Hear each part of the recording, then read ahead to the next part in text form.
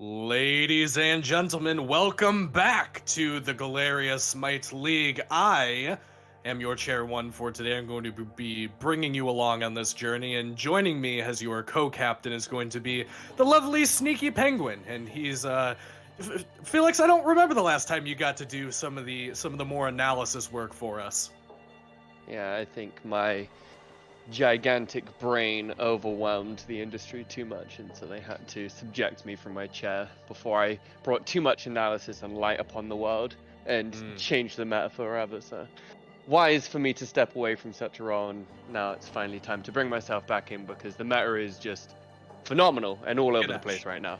Ganesh, it's just Ganesh. Right. And it's We'll get to the Ganesh later, but for the time being, we should talk about these teams because today we have got Ping Diff facing off against Kinkai's. That's going to be your number 3 versus your number 4 matchup. 4 wins for Ping Diff, 3 for Kinkai's, so right neck and neck here. And it is worth noting that Ping Diff, playing with the free agent sub and support today, so a little bit of a different look, going to be seeing some perhaps lapses in the communication there. And also, Felix, this is the first time that these teams have ever played against each other in a Galeria competitive set. That's actually pretty interesting. So you've got two teams that have been doing relatively well. I mean, not relatively. Third and fourth is doing very well. There's not much that's kind of keeping you away from those top two. So definitely going to be interesting to see how these two face off against one another. Obviously, you mentioned that sub in the support role may play a factor into Ping Diff, but if they play as well as their cutesy little avatar is, then I have no doubts that this Chronos can bring it home. Yeah, we're big fans of the Chronos 64 around here, and just rounding out, looking at this board here, I will point out that Ping Diff with a win today will land themselves in the second place slot. Although it is worth noting that Kuman and Zuman will have a game in hand that they can use to take that spot back if they can score a win for the first time over VTubers Paradise, who are sitting very comfortably in that number 1 spot with 0 losses. And Kinkai's, if they can take this one today, will bring them, will solidify their spot in number 4 and will put them equal to Ping Diff in points, though they won't become third because of points difference. But as far as the standings are concerned, they'll at least be neck and neck there. Yeah, absolutely. Just to separate themselves from, make themselves the best of the rest. They don't, they can make sure that they are truly head and shoulders above the rest of the pack and keep themselves firmly in there at the top. So, yeah, I think we should be good to go into picks and bans as we are. So, yeah. Yeah, so we will, we teased the Ganesh, Penguin, and I think that it's worth at least talking about what these supports right now look like, because we can see already that Yemoja, we're very accustomed to seeing her taken off first overall. I don't think I've seen a Yemoja in a game in at least weeks, if not longer than that. But some of these other supports are starting to fall to the wayside in these bans. I mean, we see a lot of Cabrakan bans still, but just about everything after that point is you can pretty much take your pick on it. So what direction do you typically like to see these these teams going? As weird Camazot's ban here as I pose you that question. Yeah, you do toss me an odd angle with the Camazots, but I was gonna say, I think that teams are really starting to look into these assassins and maybe some of the double hunter roles. Those guardians, like you mentioned, have fallen to the side a little bit in terms of their priorities being banned outside of Ganesh, but that was a gentleman's agreement. We're not going to pick that one up this game, so good to see them respecting that in the ban phase. But also, we've seen mages just completely disappear from the meta almost. I mean, you've got many people amongst the pro and semi-pro community discussing how it feels as though there is almost only Morrigan and Vulcan in the meta, and it's like, well, when one of them just transforms into a physical, it kind of makes the mage tab feel pretty bad. Yeah, you get that freedom, you get that credence if you grab that Morgan. We'll see if either one of these teams elect to do so as we round out our initial ban phase here with this Khepri and Daji. Very commonplace to see Daji taken away, but, Thor going to be our first pick here for Ping Diff. And Penguin, we've seen a lot of changes to this Thor. There's rumblings that this might be rising up the tier list as what people consider to be one of, if not the best junglers right now. But Where do you think he stands right now, and does he have any home in the solo as well, or is it just in the jungle world that we see this pick? I think Thor offers a very good flexibility. I think you can very comfortably put him in that solo role. We've seen the meta shift into this Warriors Axe with double Fizz-D, the breastplate glide shield usually, and then you just couple it off with the Amulet of the Stronghold, so it converts all of those Fizz prots into magic prots, and he just feels very, very frustrating to deal with. The semi-global presence, also very strong, but obviously you're alluding to the wall, the 2 there, the Tectonic Rift, doing damage now, so that can proc item effects like the glide shield, if he elects to get a crusher or something like that. It increases that kill threshold and makes it a little bit easier, a little bit safer. And yeah, he just flexes into the jungle and the solo role very comfortably. But looking over the other side, Baba Yaga locked in. It's interesting. It is. I said mages aren't on the forefront, but this is one that I do really like just because of her safety to apply damage from far back in the team fight. She can go into the house, making herself CC immune, and still fire into the backline from very, very far away. And her unpredictability in her one just makes her a complete nuisance in the mid lane. Yeah, that wild witchcraft, as I believe the name for that one, is very difficult to determine if, when, and where that damage is going to be coming out, but no surprise for the damage coming from this Cabrakan, which we talked about a little bit earlier and will be locked in here by PingDiff. This god has been banned for a while. People are experimenting with letting it go through. I mean, the Cam'Zotz ban, I've been informed by production, is a target ban against Zats, who has been performing incredibly well on this in the last 2 weeks or so. Don't want to see a replicant of that one, but that does leave open the Cab, which is admittedly passed on by Kinkai's. They didn't want this one. It was for a while considered to be one of the top supports you could pick, but they don't seem to believe that that's worth more than the Baba Yaga that you were talking about, or this Ratatosker.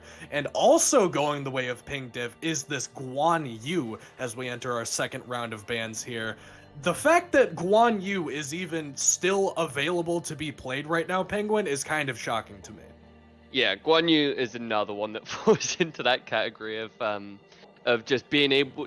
The meta build fits him very kindly.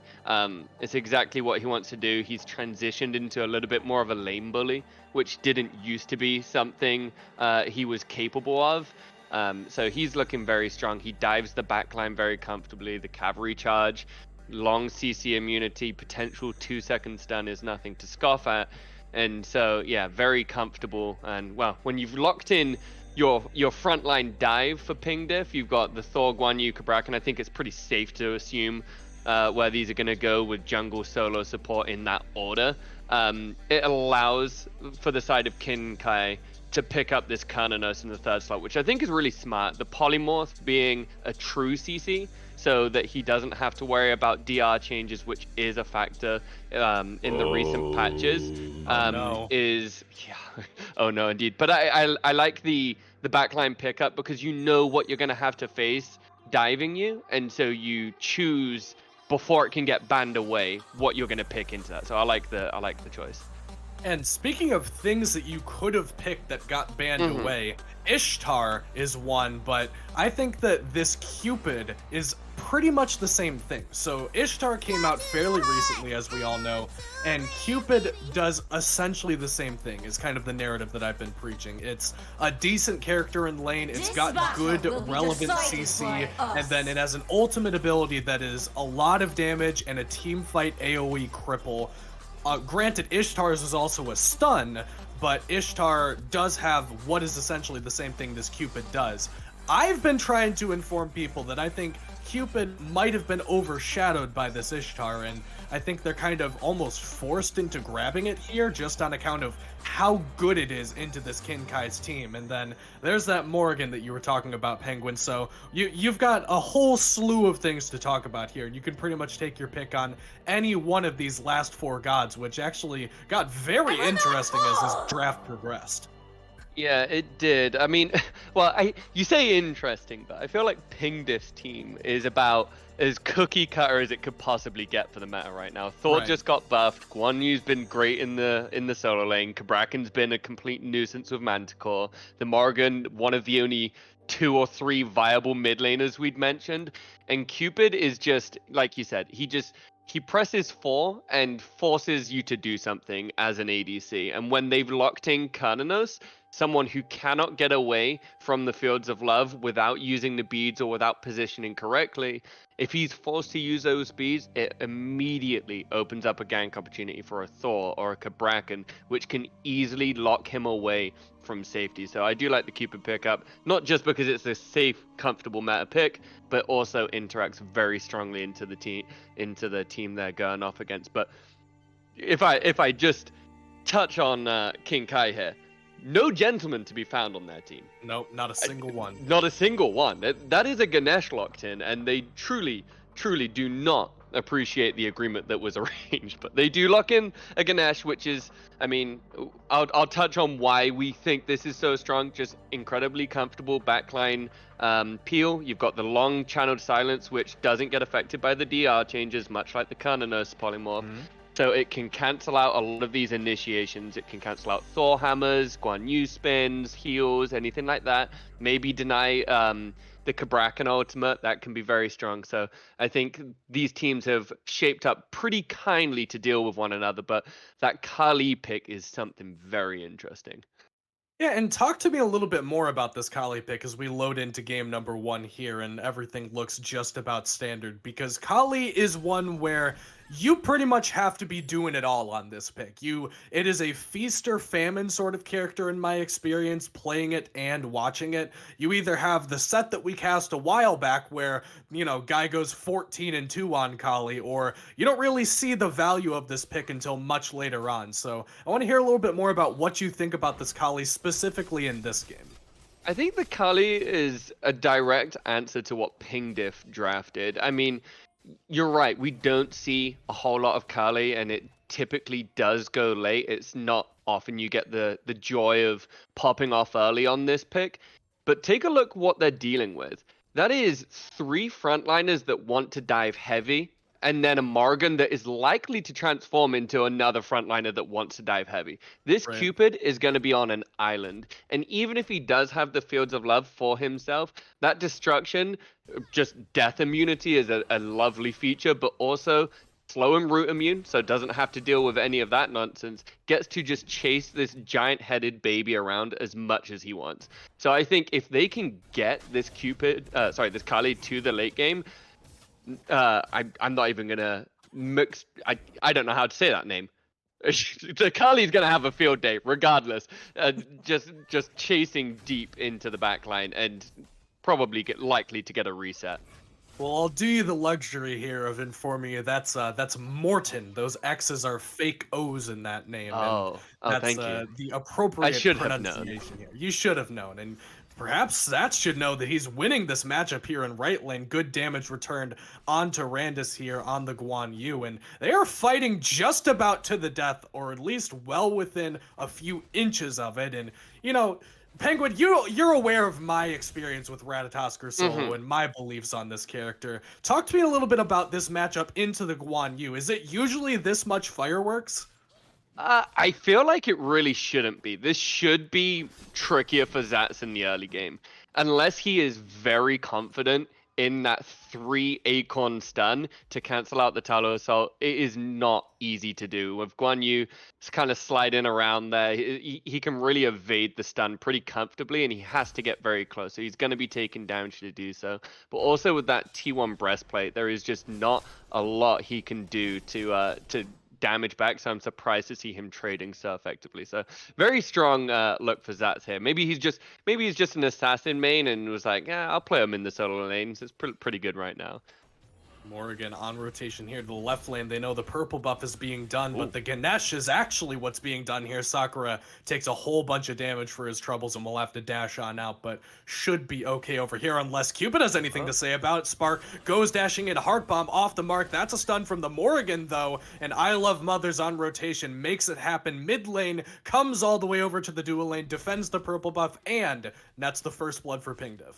Yeah, I Love Mothers back into the fray and back with first blood. Love to see that one. A really good rotation, and that is just the worst case scenario if you're a duo lane. You see it all the time in your casuals and ranked, right? It's like, oh yeah, I've got the scepter and I've got all this lane pressure. Let's go invade the purple buff. And you're like, man, the enemy's mid here. Like, what are you doing here? Go do your red buff or something. But very heads up play to go ahead and make that rotation, and they made it look pretty comfortable. Chased him down very effectively and picked up the first blood. And that's not what you want to be handing over to a Morrigan, as she now just ticks over to 5.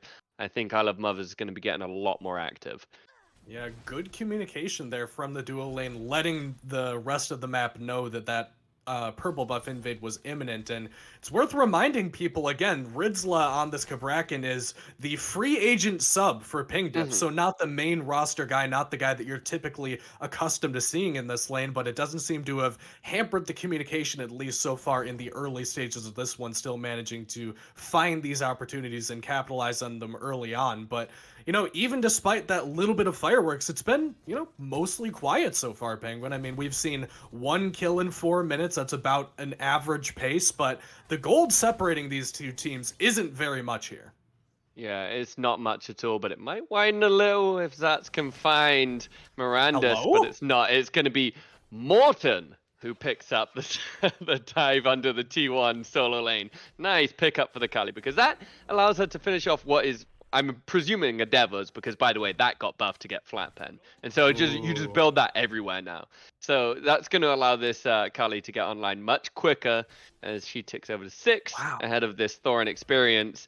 This is a decent pace from both sides, but it looks as though Kinsai really looking to focus on this solo lane side. We've seen Morten over there trying to aid the Ratatoskers. That's been playing very aggressively, even picking up the upgraded teleport. Understands he could get poked out pretty easily in lane and wants to get back to lane as much as possible and maybe open up for good ganks like that. Well played from Morten. Yeah, and Morten, I mean, I don't know if my man just, like, didn't know that Morten was coming or didn't really care. He had the destruction ult anyway, so it's kind of hard to say, like, oh, well, you would have lived if you didn't window shop, but hang on, maybe not going to be living for much longer as big man Jesus' target. He goes up into the anvil, but nobody around, nobody here, so we will settle for this Scorpion. And we go back into a bit of a lull here, Penguin. I mean, we talked about how this Kali wants to go late and she wants to get all of her items online, starting with the Devos. I mean, already not a character that wants to fight early. I can't imagine that's really helped out by this Devos here, is a little bit of damage onto this Kali in particular, but nothing to really talk about. Can this Kali even fight right now with a Devos start? It's unlikely. If you're the one actively looking for the fights, I think you're looking for trouble. But opportune ganks like that under the T1 tower, no, she had the destruction if she needed it, but perfectly calculated the damage for that tower shot to know that she didn't need to use it. But yeah, just opportune ganks like that you can pick up. Those are good. You can maybe... We like to say you're getting counter jungled, where you're the one making all the active plays. Like Big Man Jesus was looking for that Thor ult into the mid lane, didn't quite find it, but maybe looking for a counter rotation, getting something on the back end when maybe abilities are down, cleaning fights up. That's a stronger look for the Kali, and then maybe elect to look for this late game. So the Devos give him flat pen, a lot of power. I don't hate it. I think Golden Blade maybe allows her to farm a little bit quicker, but this is going to give her more damage transitioning into the mid game, which I think is maybe what she needs. But Kinsai are playing pretty safe to avoid some of these jungle ganks from Big Man Jesus, but it's Pentacruel in trouble. Yeah, he's going to get Cupid ulted and actually just doesn't beats, just returns fire. There's a dash in from this Cupid, and he's going to find nothing but his support, but damage has already been done. Big Man Jesus looking for the active play in left lane, but gets, again, that counter jungler you were talking about where everybody shows up as soon as you try to do something, and, you know, you're the one worse for wear despite you being on the front foot there.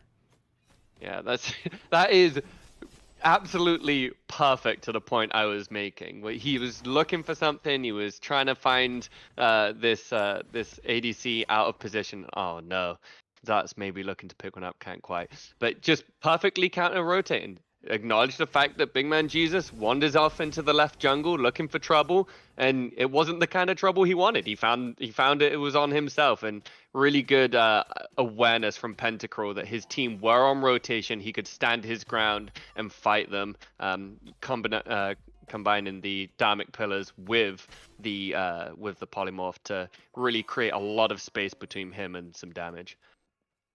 And because this Morton Kali has these devas, I feel like that's the playstyle you almost have to go for on this Kali. You don't have, like you said, the Golden Blade, an Execution, or a Kinsai, any of that typically lends to your ability to fight and be competent in the early game. So why not just wait and cherry pick your opportunities wherever you can? And Big Man Jesus, as I say that, going to cherry pick that obelisk. So small win here for Pingdiff, but nothing really to write home about. And it seems like these teams, Penguin, are just comfortable feeling each other out, waiting for their opportunities, and not really stepping on any toes as they farm their way toward the mid stages of this game. We're almost 10 minutes in, and it's only less than 1,000 gold separating these two teams. Only 3 kills on the board. Very quiet, and that makes you wonder, if we get to that late game stage, is this Kali just nuclear status, or does Pingdiff have something that they can use to return fire?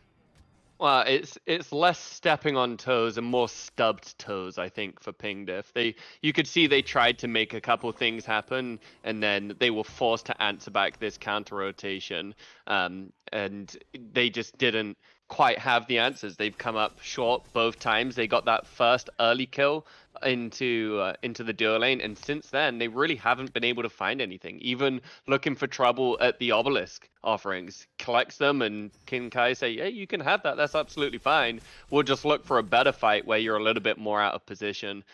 So I think Kinkai really recognizing what this Kali is trying to do, play a little bit safer, allow the Baba Yaga in the mid to get her double stacking going. She's already got one finish, actually going for the Divine to answer for some of this healing, which I think is a smart pickup. You've got the Love Hearts and the Guan Yu, very potent healing coming through from Pingdiff.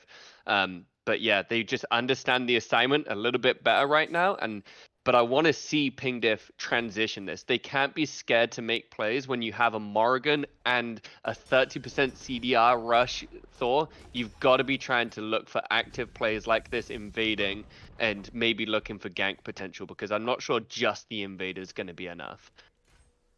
Well, ult is forced out there for Big Man Jesus after he gets that blue buff invade, which, was successful, but takes away from his ability to answer back. So because of that, Kinkai is going to start up this Pyromancer on the right-hand side. Morgan turns into another Thor and will take to the skies as Dharmic Pillars secures that objective.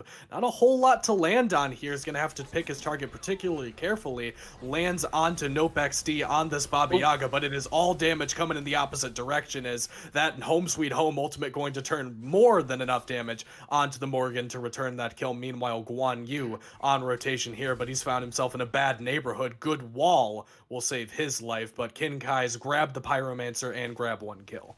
Another great opportunity picked up from Kinkai. I mean, this is absolutely perfect from them. There's beads trained out from both hunters. You can see Pentacruel is like, look, man, I understand I can stand my ground a lot more, and you just see Spark Fire just like, man, can you please just beads and dash away so I can open up a gank opportunity? But well, with the ADCs trading out ults and beads, the attention's going to the Godfrey, and it looks like Pingdiff want trouble. Yeah, they already got Baba Yaga down to 1 HP in this Cabrakan ult. Morton will actually take out Big Man Jesus first, but Nope XD does end up falling. Is now surrounded by 3 is Morton. Pops that destruction, just trying to buy some time, but just barely gets that jump off. 1 HP is this Kali, still being chased down by this Guan Yu, but now it's Zatz caught in the middle of 3 as well. Heart Bomb is on him. That's going to be a stun. That's going to be a death for this Soul Laner who's had all the pressure in the world, but after that rotation, man, it doesn't look so good. And actually, it's Pingdiff that come out on the receiving end of the benefit of that one and going to grab this Gold Fury on the back end. Doesn't look like Pentacruel really wants to contest, but they do know this is going on, but they aren't here in time as Pingdiff gonna grab that one. Yeah, Pingdiff do grab that one, and that levels back out the gold Oh my God, man. differential once more, so we're back to a neutral state. But that is surprising. Wow. When you saw the ADCs both trade ults, both trade relics, and 4 goons of King Kai just swarming around the Gold Fury, it looked for sure that that one was theirs. But very good recognition from Mirandus, making the rotation over, following Zats, and said, "Hey, I'm not going to let you just pull this for free and then a massive tectonic rift just to separate members of King Kai away from their team." And from there, once they got separated, they just had no answer back. A really good cavalry charge onto the Kali, forced the destruction out, and I believe she lived. She did, but that, I mean, just getting her out cost them the life of their solo laner. And it might cost the life of the mid laner here to try to check that Kali. There's that ult. Just barely gets off in time, lands immediately back down onto Morten. I Love Mother's 1 HP hammer out. Buddy, you have 1 HP left, but that is all you need on this Morrigan. Great play there, and frankly shocking that the support Ridzla managing to make it happen once more. That's that free agent substitute getting that good shell off to save the life in the mid laner there. So all love all the time for this Ping Diff comp up until this point.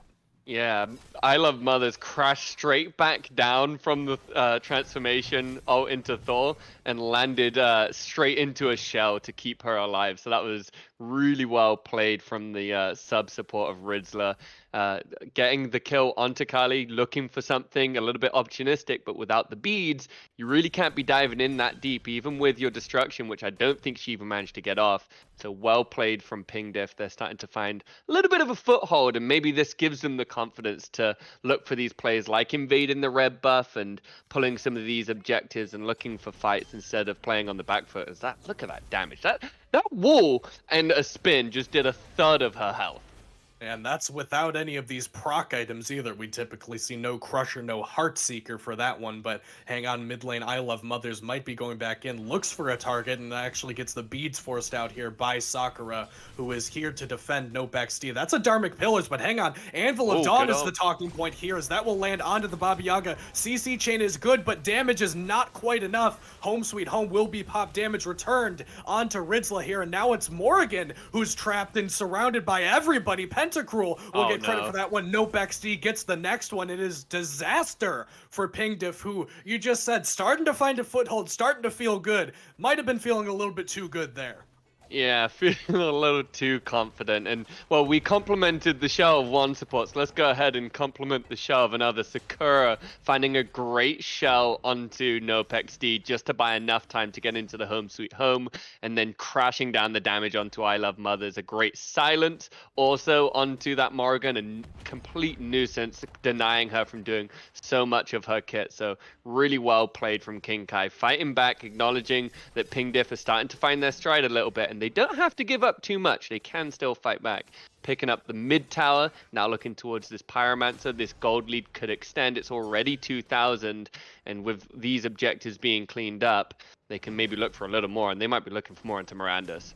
Yeah, Mirandus is all by himself here, though, and he's going to get silenced out by that Ganesh grab. Also on the mark here, very low already is this Guan Yu. He's going to dash out of the Dharmic Pillars, but hang on, Thor's in the air. Where is he landing? Down onto Zats. 1 HP, 0 HP on that Ratatosker now. Morten also flirting with the same health bar. He will be taken down. Nope XD grabs one on the left-hand side, so Guan Yu at least traded out for the transgressions of the rest of his team here. As King Kai, you know, they tried to get the Pyro after that Tier 2 tower siege, and don't end up grabbing that one. That's going to go to Ping Diff instead. So just even more back and forth in this one. And Ping Diff don't even seem to be done. They want more blood in this engagement. Dashing in is Spark Fira. Fields of Love will slow down this Kernanos, but won't be able to keep him in place for long enough, and instead is going to be what a feels bad moment for this Ganesh. That Sakura going to be falling for the transgression of his ADC. And hang on, I think that I've seen this one before already here. Home Sweet Home used again in this extended engagement, but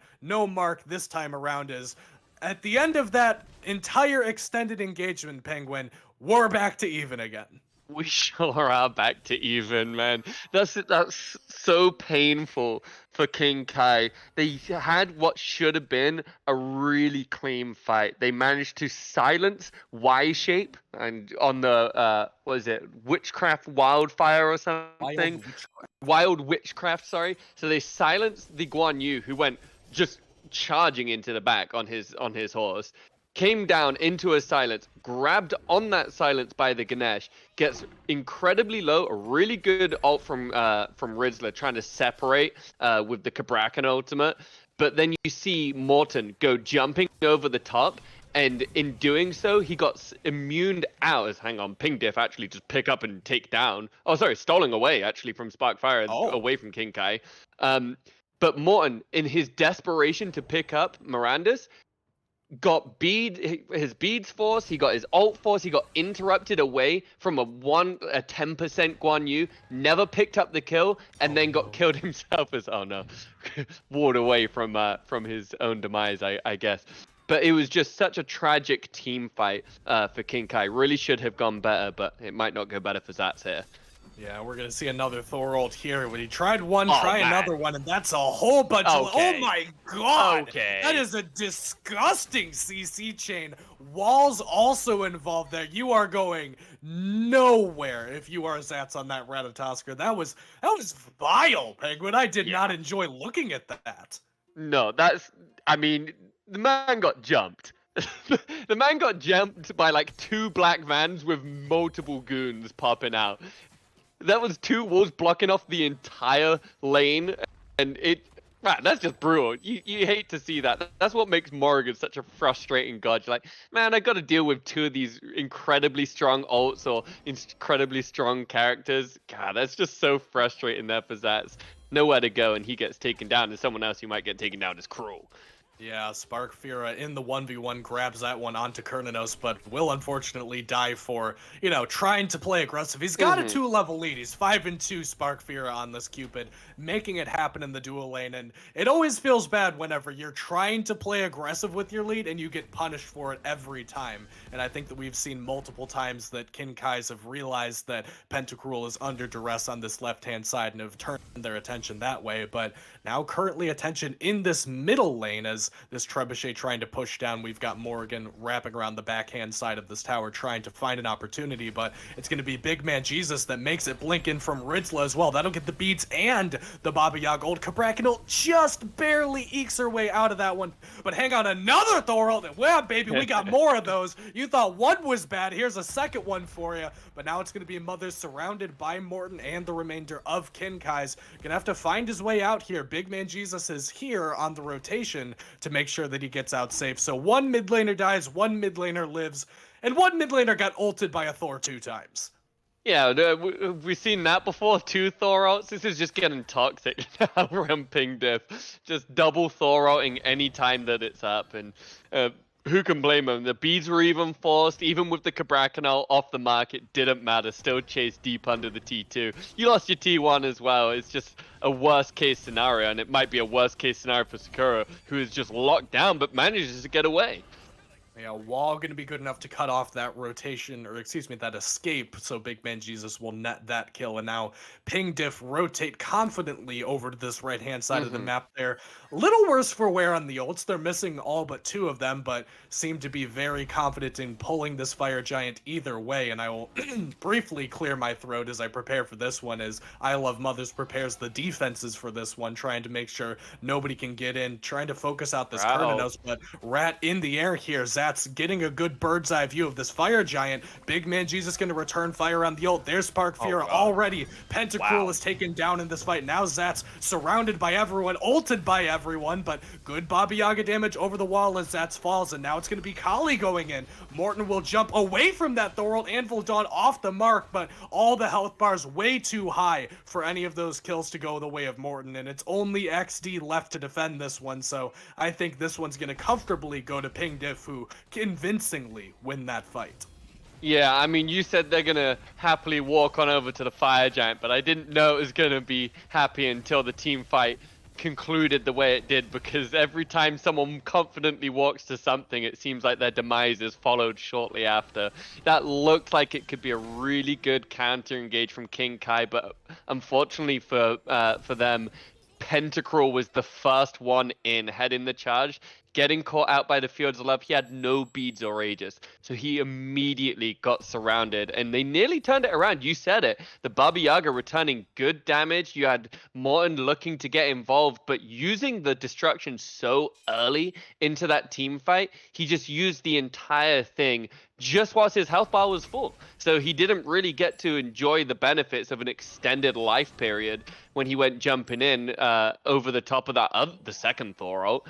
He had to use it just to try and get damage, and they just couldn't find a home, and that led to PingDiff just really cleanly picking that one up. And now we're finally looking at something that actually is a lead, 4K, and we've got a lot of gold still on the map. We've got a T1 in solo, we've got T2s in every single lane, and they're grouping up heavily, happy to let the Gold Fury go, because I think they understand, let's get these permanent objectives off the map, because if another few of these fights go a little bit back and forth, at least we have these things that we don't have to contend with later in the game. So I like the look of this one. Yeah, and I also like King Kai's recognizing that they do get that Gold Fury basically for free, like you said, and they seem to want to make some kind of defense over here on this right-hand side. Everybody grouping up. Cupid already full stout. Zats will go into the air, and as will Ganesh Pillars go down, but hang on, big stun onto Zats, but no damage to follow up, surprisingly enough. It's actually going to be Baba Yaga forcing everybody back. They use double Anvil of Dawn, just trying to chase everyone out. Guan Yu also uses the cavalry charge. This could be disaster, but hang on, Spark Fear cleans up Morten. Now the fight going the opposite direction, surging forward is PingDiff as they try to realize that they might have the advantage here. They might be able to press forward. Blinking in are both the soul laner and the jungler, but immediate CC will take down Mirandus, and now it is only Big Man Jesus left to tank. This bird is still full HP, Penguin. Yeah, it's still clinging on very strongly. 2 Thor ults used just to survive. I'm surprised that PingDiff didn't manage to get a little bit more from that one. With Morten dying so quickly, didn't even get to use his destruction. This has been like a reverse Kali game. Normally the early game stinks and then the late game's fantastic, but it almost feels like a reverse. I'm hesitant to say his late game has stunk, but he's really struggled to find a home in these fights. When I thought he would have such a good time with so much dive coming through from PingDiff, I thought he'd just be jumping in on this Cupid for free, but that's been anything but the case. PingDiff have remained very grouped and willing to brawl as a team, and as a consequence, they pick up 2 T2s, they picked up the T1, they've extended the gold lead only by 1,000, but they still get to back and have Fire Giant on 4 members. I don't think this siege is over. They've got plenty of time to re-up the siege, get the health bars, spend some of that gold, maybe finish some of these items, and then look towards this T2 and left, and well, hey, that's a perfect time to maybe, if we can get opportunistic, look for a Phoenix in left, which is the preferred bird. They may just be able to sneak something cheeky out of this.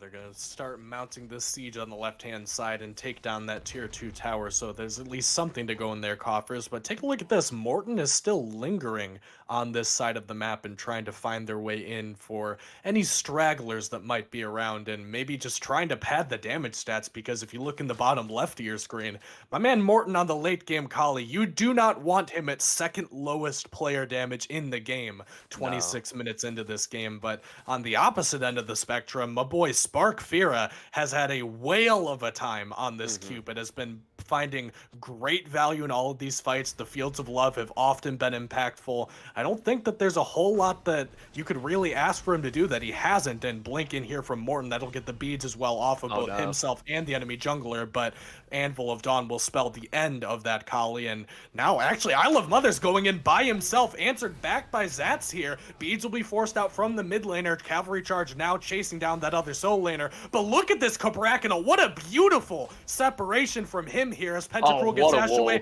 and another separation from another obstacle. Pentacruel has nowhere left to go and will be cleaned up by Ridzla. I thought that this fight was going to be bad for PingDiff, but it is anything but here as now Baba Yaga, what are you doing all by yourself down here, man? You're not going to be walking away from this one.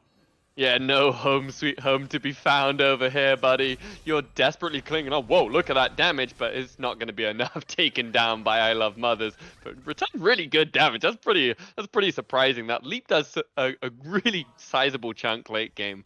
But yeah, I mean they were looking for trouble and they sure did find it, Kinkai. They wanted to spring a trap on Big Man Jesus, but they just didn't realize the entirety of Ping Diff is still here. They're like, hey, we had the last Fire Giant and we quite like the next one, but they're not gonna get it without having to deal with Zats first.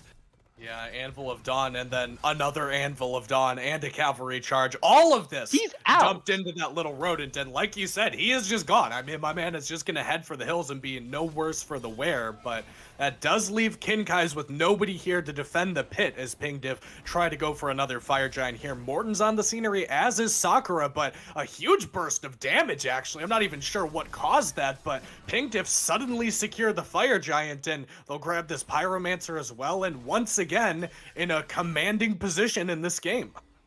Yeah, back in control. A little bit of contention from Zats, but miraculous that he survived. He should not have gotten out of there, but he sure did. Well played. A lot of mitigations coming from that double flurry, I suppose, stealing those protections, and that Oni Hunter's garb also keeping him alive. But this is Ping Diff back in the driver's seat once more with the Fire Giant power place. Not an EFG, but this is still with all the T2s down. I mean, we're seriously looking at a Phoenix Siege. This is 28 minutes. Right. Everybody is full build. Everyone has pretty much everything maxed that you could ideally hope for.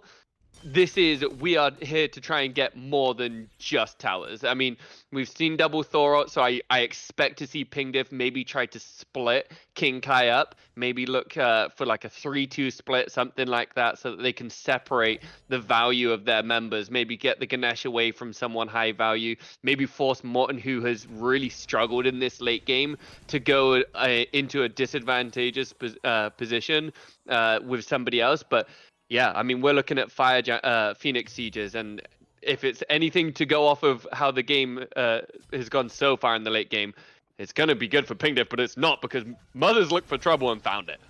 Yeah, I Love Mothers kind of has been on his own in a lot of these siege approaches. Obviously grouped up with the team once you get there, but that's not the first time that he's been kind of off doing his own thing, as, you know, you're wont to do as a Morgan player. You want to splinter off and pick somebody and turn into a different character and feel like there's no counterplay potential, but Kinkai's were just very grouped and very ready for it at that red buff, and that'll put a significant stall in this siege from Ping Diff. And, you know, while we've got some time to talk about it, Penguin, because I don't think this is quite over, just delayed. Talk to me a little bit about this siege of Ping Diff into Kinkai's. Is this a team that you're comfortable defending with, or do you think that they kind of get rolled over here?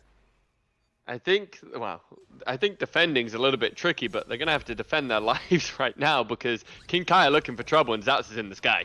Yeah, he's going to land onto 2. Beads forced out as well. Spark Fear is the target, but they do not have the damage to kill him, whereas the damage going the opposite direction is more than enough. Now a blink in from this Guan Yu chasing down everybody here. No cavalry charge, but they've already got 2 picks already. Once again, this Kali goes down without using that destruction ultimate. We've talked about that a little bit more as this late game has progressed, and, you know, it should have been good for Ping Diff, or excuse me, for Kinkai, but they kind of hinted there. Yeah, they kind of looked like they wanted to get involved and get into a fight, and well, Ping Diff were happy to respond. A really good double ult from Big Man Jesus to peel for his ADC, who has been just pumping damage numbers as they now look to get this Phoenix. Finally, a Phoenix actually looks in trouble as Pentacruel goes down and the mid-bird's gone.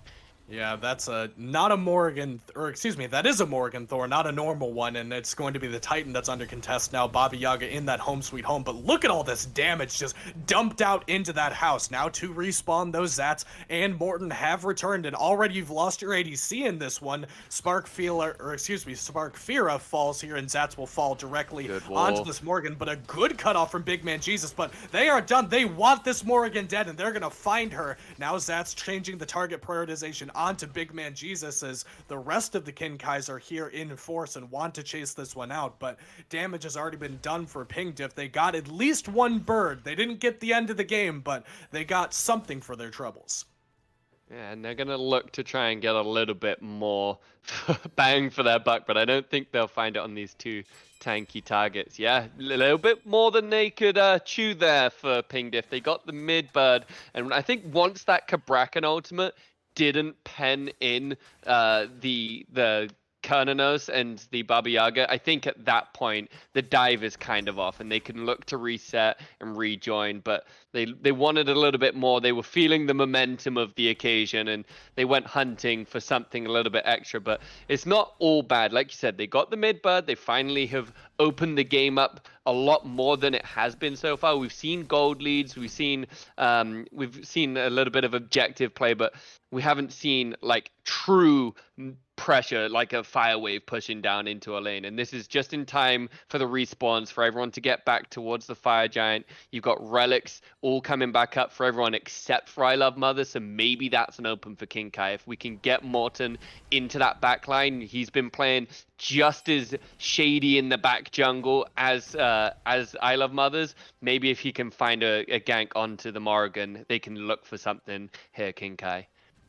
And that has seemed to be the priority target that Kinkai's have been looking for, as Zats gets poked out once again. I mean, we saw him stunned out just there about 5 seconds prior, and about 5 minutes prior, we saw this Ping Diff looking for this fire giant once more. This is the enhanced boy, so worth a lot more, and Zats realizes that going up into the air through the cosmos, looking to land down onto somebody. Big Man Jesus has a bubble. That's going to be popped, and Ping Diff do manage to scare this one. Zats 1 HP on the left-hand side. Heart Bomb will take him down, but it's actually the Heart Bomber. It's going to be the Cupid that gets answered back immediately thereafter. Morten is here in the backline. He's got Big Man Jesus, but he has no ult, but he has the damage to do it. Ridzla will secure that one after the fact, but look, the right-hand side, Kinkai's have been tearing through this fight. They didn't get the Fire Giant, but they got just about everybody else, as it's only Ridzla left that has that enhanced buff on him.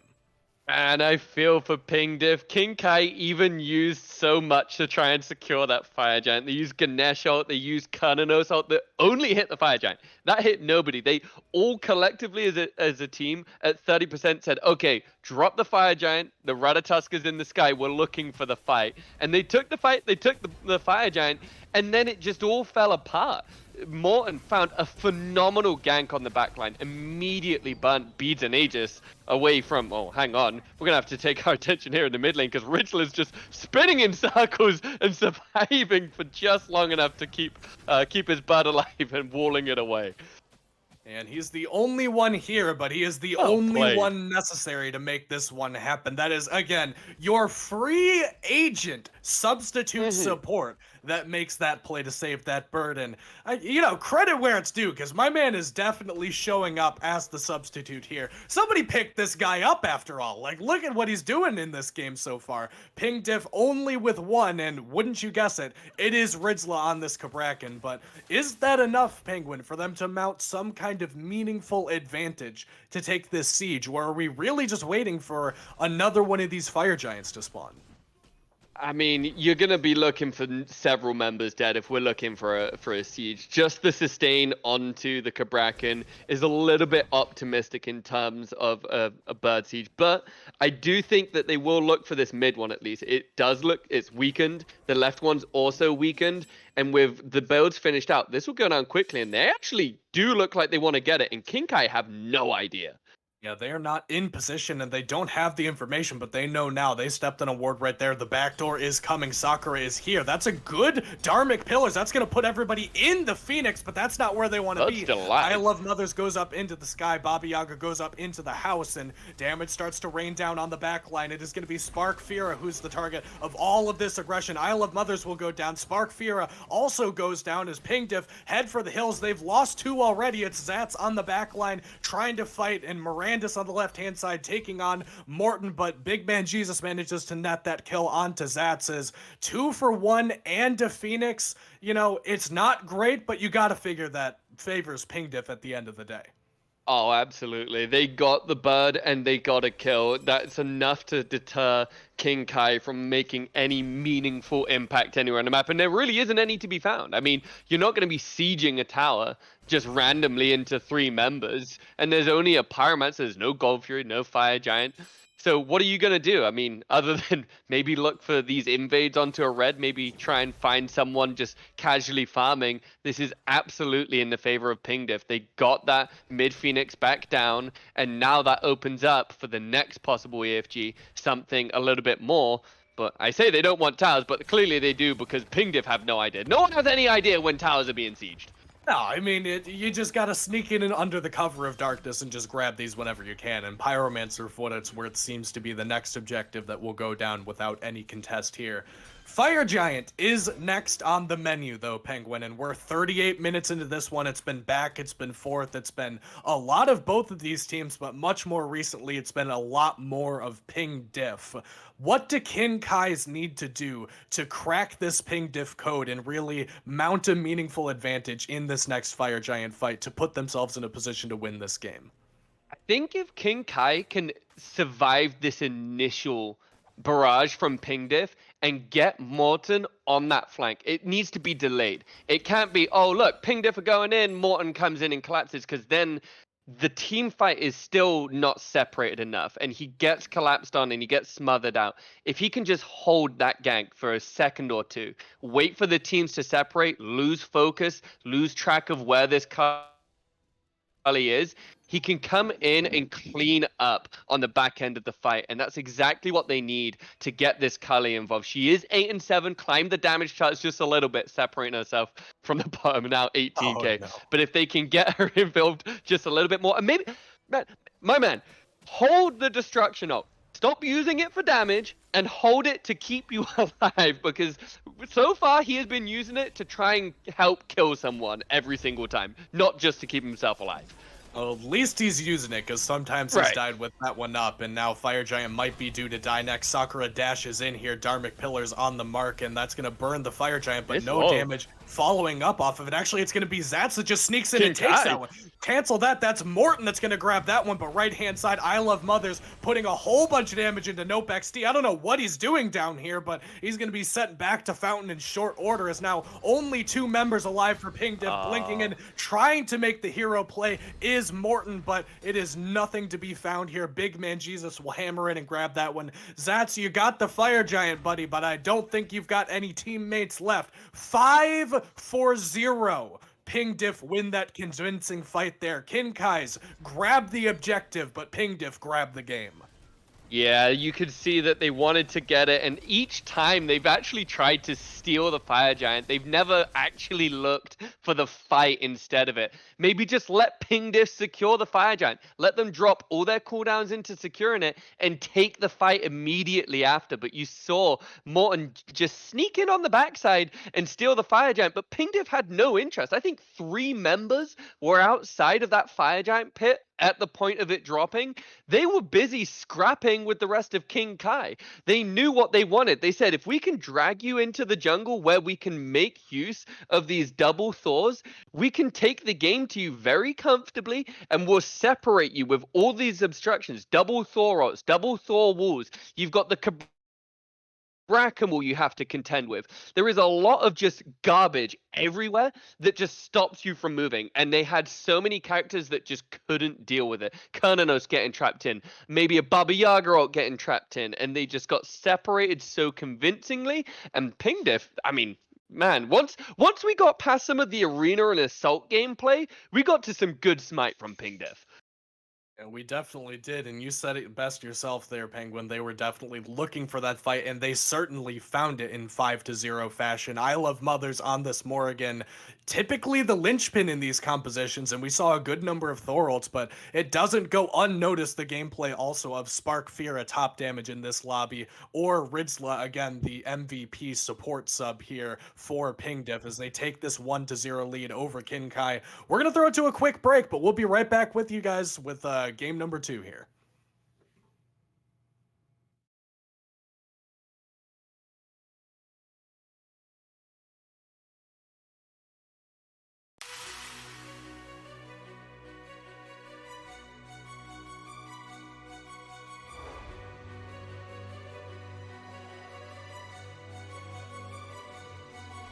We back and that's my grind in my mind. rapidly declining. For this shit, we watching the Galleria of Flanders. I got my best place done, spaced out. JBL, about to get chased out, yeah. JBL, more like just big L's. Couldn't even be marked as rivals, yeah, spaced out on a different level. Ran it through the brackets like it was a rock in the park. We watching the revenge arc of the spaced out squad. Mr. 5, now I think it's over in 3. Spaced out, running it down, throwing JBL around. Fuck them clowns, no chance without a tear to let him jump in the backpack. They ain't about to backtrack. Toll putter, yeah. Toll putter, yeah. JBL suitor pudding, yeah. Toll putter, yeah. Sources tell me that JBL a bunch of crap. Babies, don't ask me where I got it from. Butter egg free, sitting here with a bottle of rum. Getting hammered while recording this song. Fuck man, I need to find something else to do. GSL champions, GSL champions, yeah, yeah, yeah. Alright, we packing UD, hope those gems will do you good. Try harding in alley cause you can't go pro. Leaving the instant you can't win gems no more. Crime on your fucking rejects. Hamburger stands over all of your cringe ass virgin teams. I can feel the sweat through the monitor every time you play. Go take a bath. We back on the smart grind and my mind rapidly declining. For this shit we watching the Galleria of Flanders. I got my best place done, spaced out. JBL about to get chased out, yeah. JBL, more like just big L's. Couldn't even be marked as rivals, yeah, spaced out on a different level. Ran it through the brackets like it was a walk in the park. We watching the revenge arc of the spaced out squad. Toll putter, yeah. Toll putter, yeah. JBL suitor pudding, yeah. Toll putter, yeah.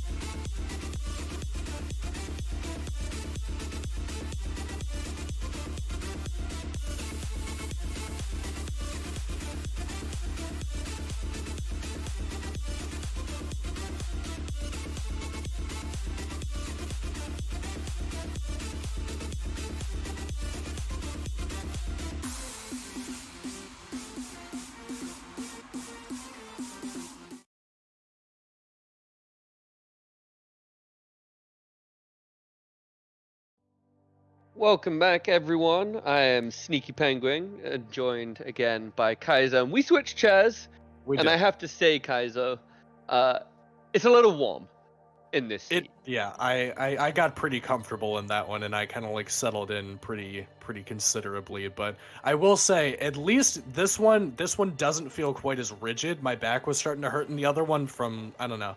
It might have been like carrying something, but my back was really just starting to kill me.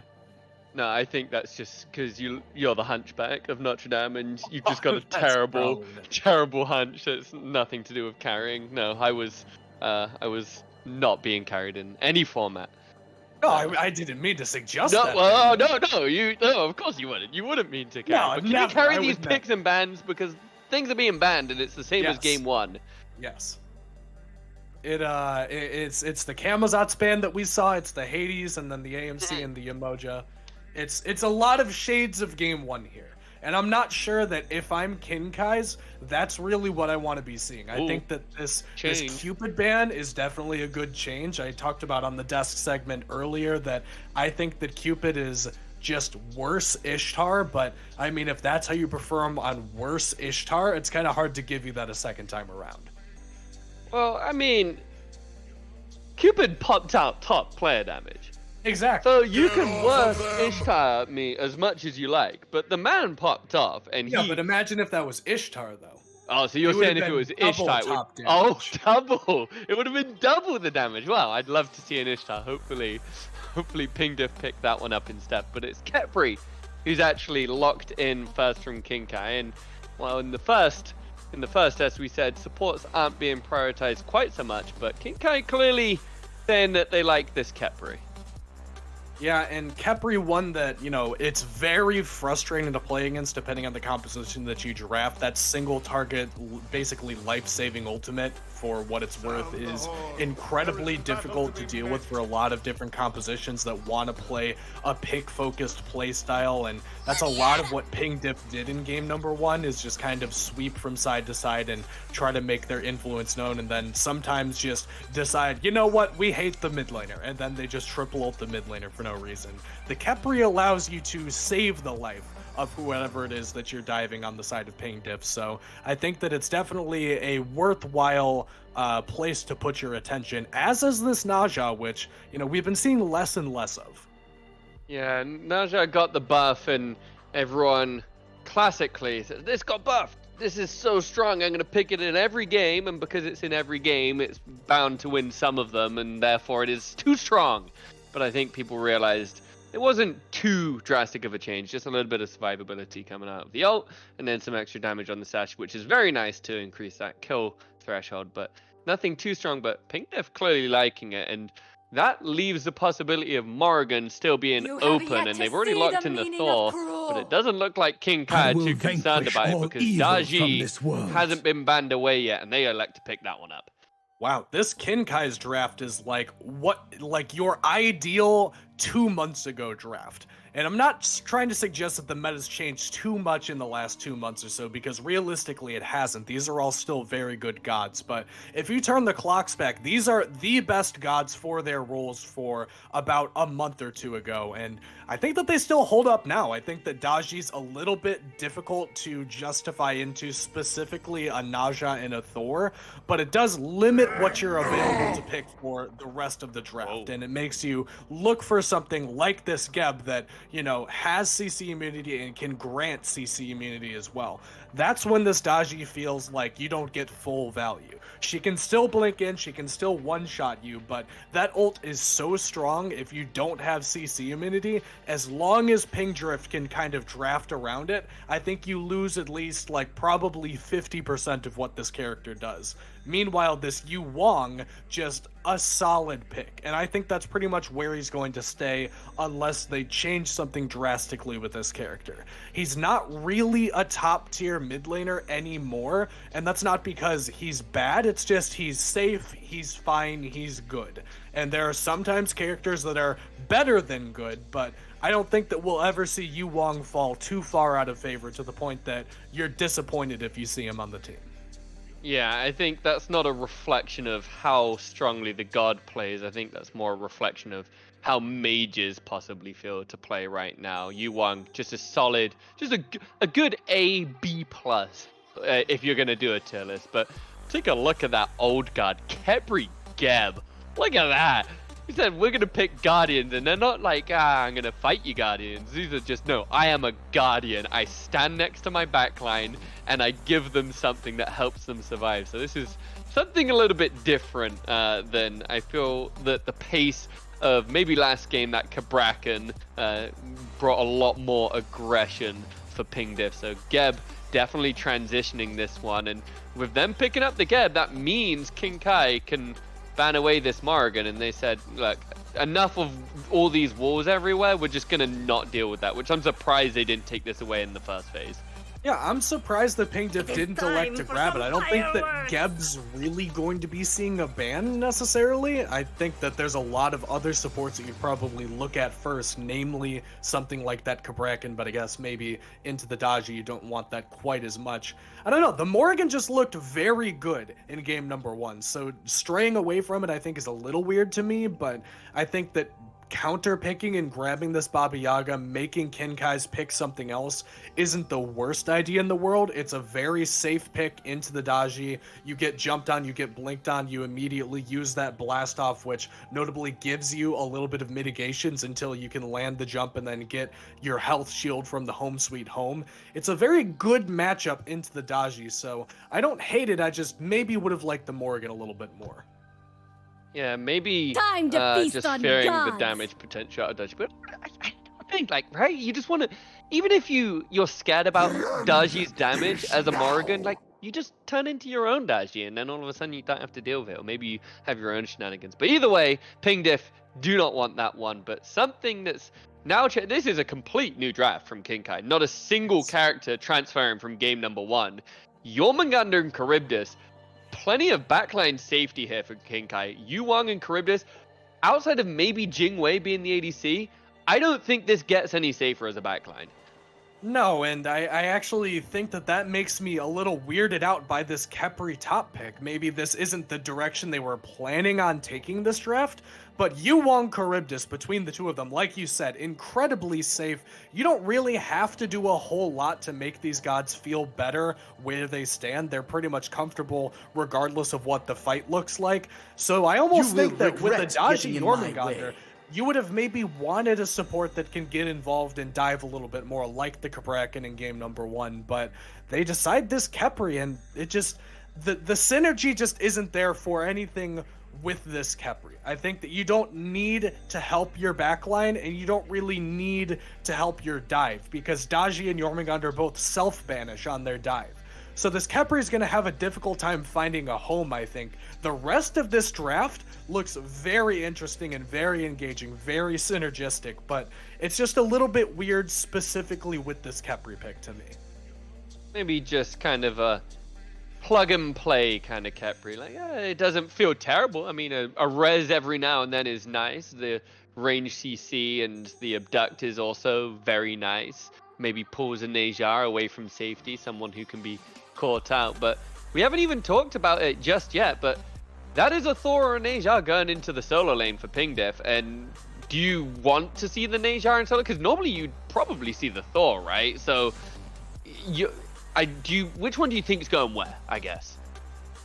I've seen more Naja solo than I would care to, because I think that this is a C plus B minus solo laner. I think that it's probably a B plus A minus jungler. Oh yeah, but people seem to think that it's pretty good, or at least okay, in the solo lane. And I just think that with the changes that we talked about in game number 1, the damage going on to Thor's wall, it makes him a much better solo laner, because you get those additional Glad Shield procs, you can proc a Warrior's Axe with it, it gives you more trash damage that solo laners like to do, and you already weren't killing people to begin with as this Thor solo, but granted it could be close depending on how hybrid versus damage you want to go with your build.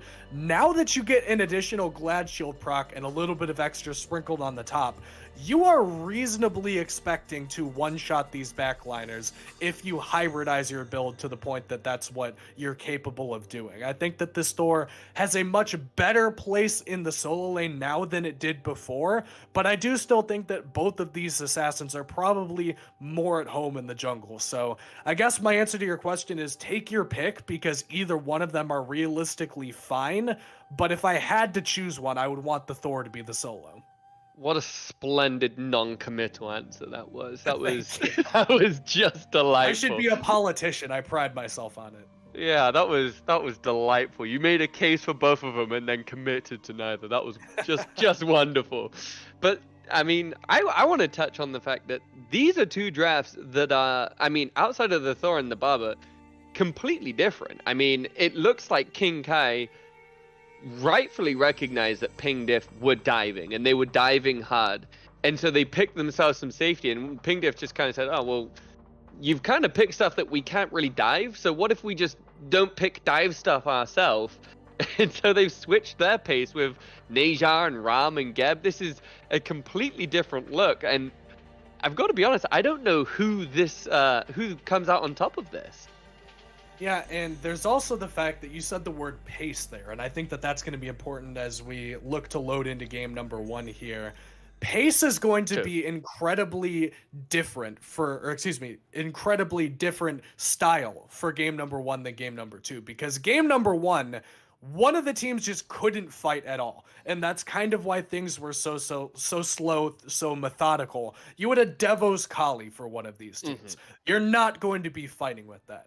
And then here in game number 2, you don't really want to fight with any of these gods. So I think that we're going to see a lot more of that methodical, slow farming game plan that we saw in game number 1, but executed a little bit more easily by these compositions that both just want to scale. I don't think that you can really point to a single one of these gods other than, maybe the Jormungandr, but what is a mid to late game Jormungandr anyway, that doesn't just want to sit here and revisit the game in 25 minutes after they've gotten their items online.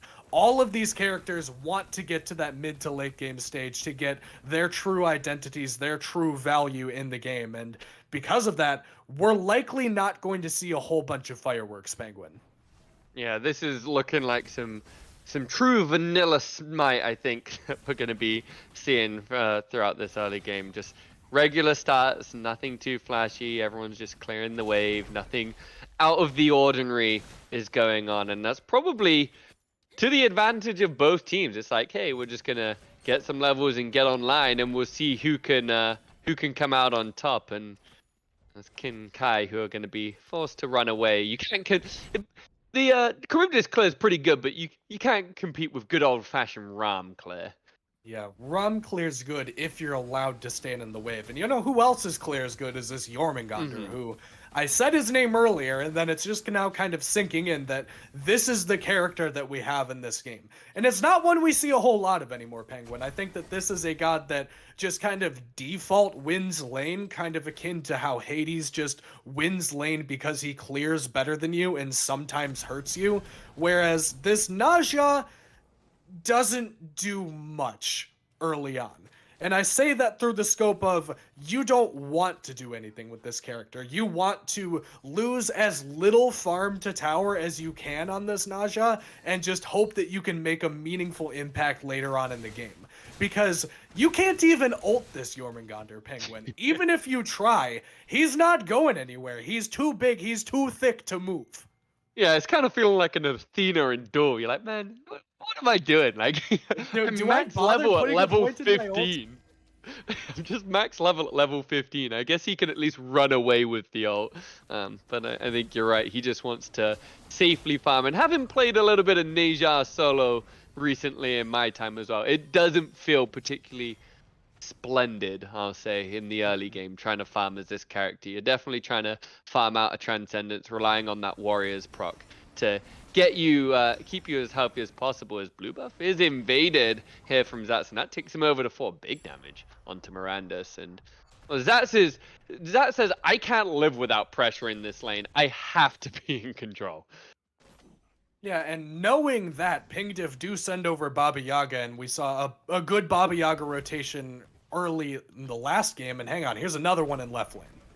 Yeah, and they're looking to get this purple buff. 3 members here abducted in. Good shield. We'll get out Spike Fire, and it's going to get out Ridzler too. I mean, you said it, man. Like, give this guy the real call up. This guy is not just a sub. This guy is the legit star. This is first team.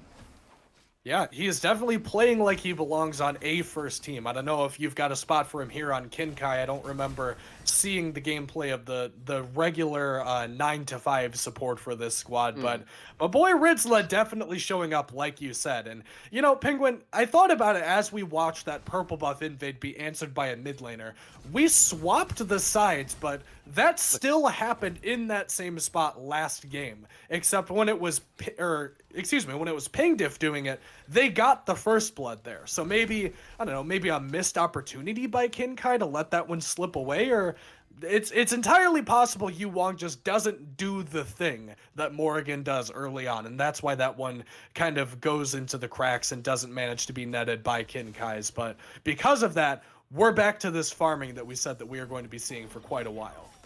Yeah, well, until Morton comes and ruins the fun, because earlier, I Love Mothers and Nope XD, they walked past one another and just gladly cleared the wave with zero interference onto one another. There's that gentleman's agreement I was talking about earlier on. They clearly understood like nothing's going on here. We're two very high scaling mages. We're just gonna farm out, but Morton ruining the fun once more. He's forced the ultimate from Mothers and forced the bead. So maybe look for something a little bit cheeky here in the near future onto this Baba Yaga mid.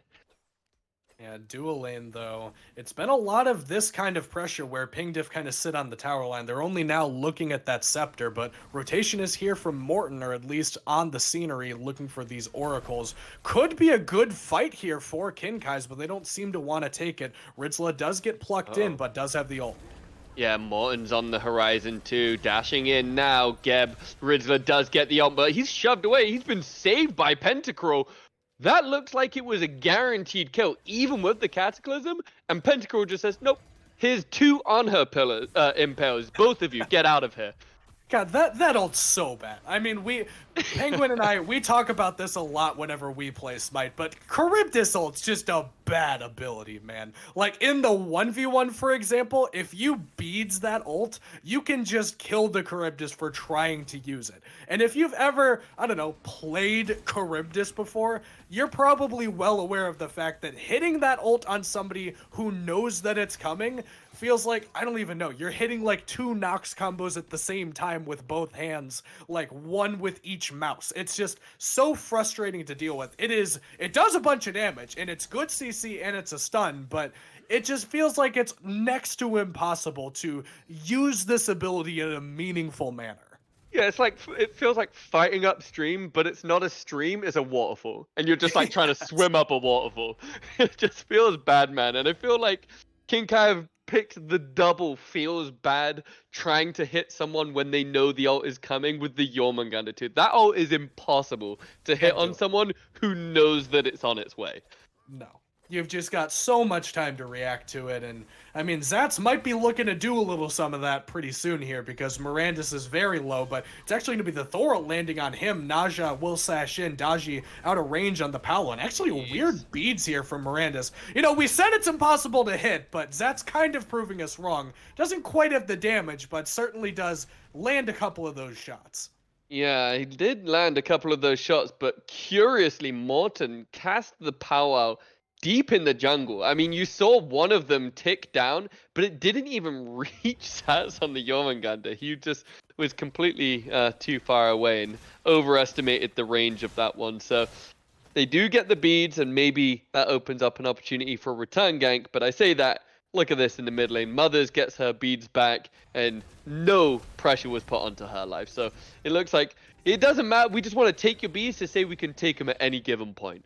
Yeah, your beads are on our cooldowns, not your own. And actually a good wall here from Big Man Jesus. That's going to force the ult, and Baba Yaga damage over the top. Not quite enough to spell his end, but it's getting very messy here. Yeah, dive is on, but the resurrect is better. So no mid laner's gonna die, but another set of beads being burnt there from Nopex D. And that does actually open up the opportunity for Big Man Jesus, because take a look. His diamond is almost full. That ultimate's coming back up. No Khepri ult to keep you alive. I think you're gonna have to be paying some attention here if you're Riddler to keep that mid laner up. Yeah, and because no ult either for this Yu Wong, he is very possibly just going to be one-shot by this Jotun's Wrath, now online for Big Man Jesus, so has all the power, pen, and cooldown he could really ask for. I think that you're pretty much barking up the right tree here, suggesting that probably some mid lane attention is due, because up until this point, it's been a lot of fighting in the solo lane, and I don't think that's because Mirandus is like, hey, let's fight in the solo, and that's because he's like, hey, Zats is in my tower. Not on the tower line, in my tower. Yeah, and well, here's that powwow into mid, and the Geb shield is even better to take that one away. So beads were actually burnt, and whoa, hang on, this Big Man Jesus crashing down. He takes the Trickster Spirit to get on out of there. So some ultimates traded out and some beads traded out. No mid laners are safe here. No one's safe. No one's safe ever, but no one's going to be in trouble when you aren't safe. We make the people who are safe unsafe. Yes, we're going to pop your beads, and then we're going to go, ha ha ha, your beads are down, and then we're going to wait for them to come back up so we can pop them again. That's kind of been the game plan for both of these teams so far, because 9 minutes in, Penguin, no kills, not a one.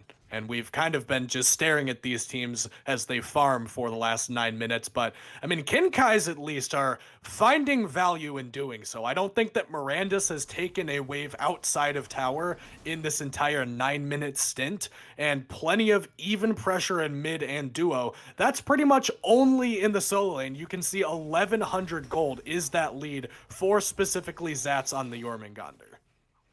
Yeah, he is trying to defend his blue buff here and will be unsuccessful, actually. Miranda's going to go ahead and pick that one up, but that's going to put him in a lot of trouble. Going to use the ultimate to get on out of there, but there's 2 more members on the horizon. You've only got Big Man Jesus.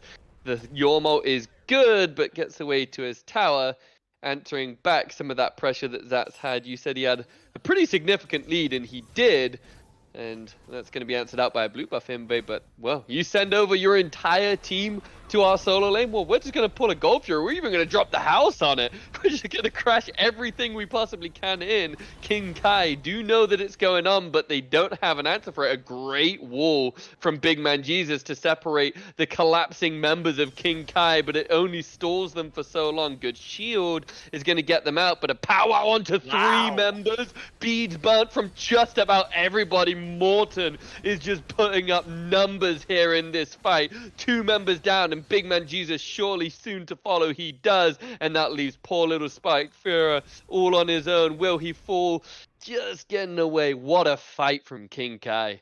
Yeah, I mean, Ping Diff grabbed the Fury, but that fight goes exclusively in the favor of Kinkai. I thought that, I don't know, maybe a big Thorold could have been on the way there, but 3-man Daji ult into the world's fattest Yu Wong ult will seal the deal for this Kinkai's fight. As, you know, Gold Fury going down at 10 minutes is okay. Like, it doesn't change the pace of the game, but getting 3 kills, getting this invade off on red buff, trying for an invade here on the blue buff that we've seen, I don't know, maybe 3-4 times up until this point. Kinkai's are making their use of the map however they would like to. Yeah, they're definitely taking control in this one. They want to make sure this one goes to a game 3, and well, maybe we take our attention to the Ram, who's had just about everything taken from him. A good shield from Riddler, keeping him alive for so long. 3 members trying to make this poor ADC perish, and wow. Subs are better than starting members. I want a team of 5 subs. This is just a mercenary draft every single time we play.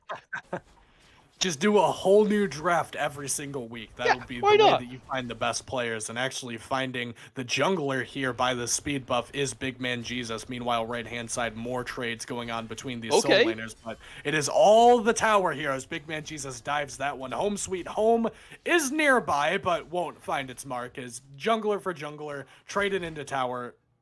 Way too much aggression.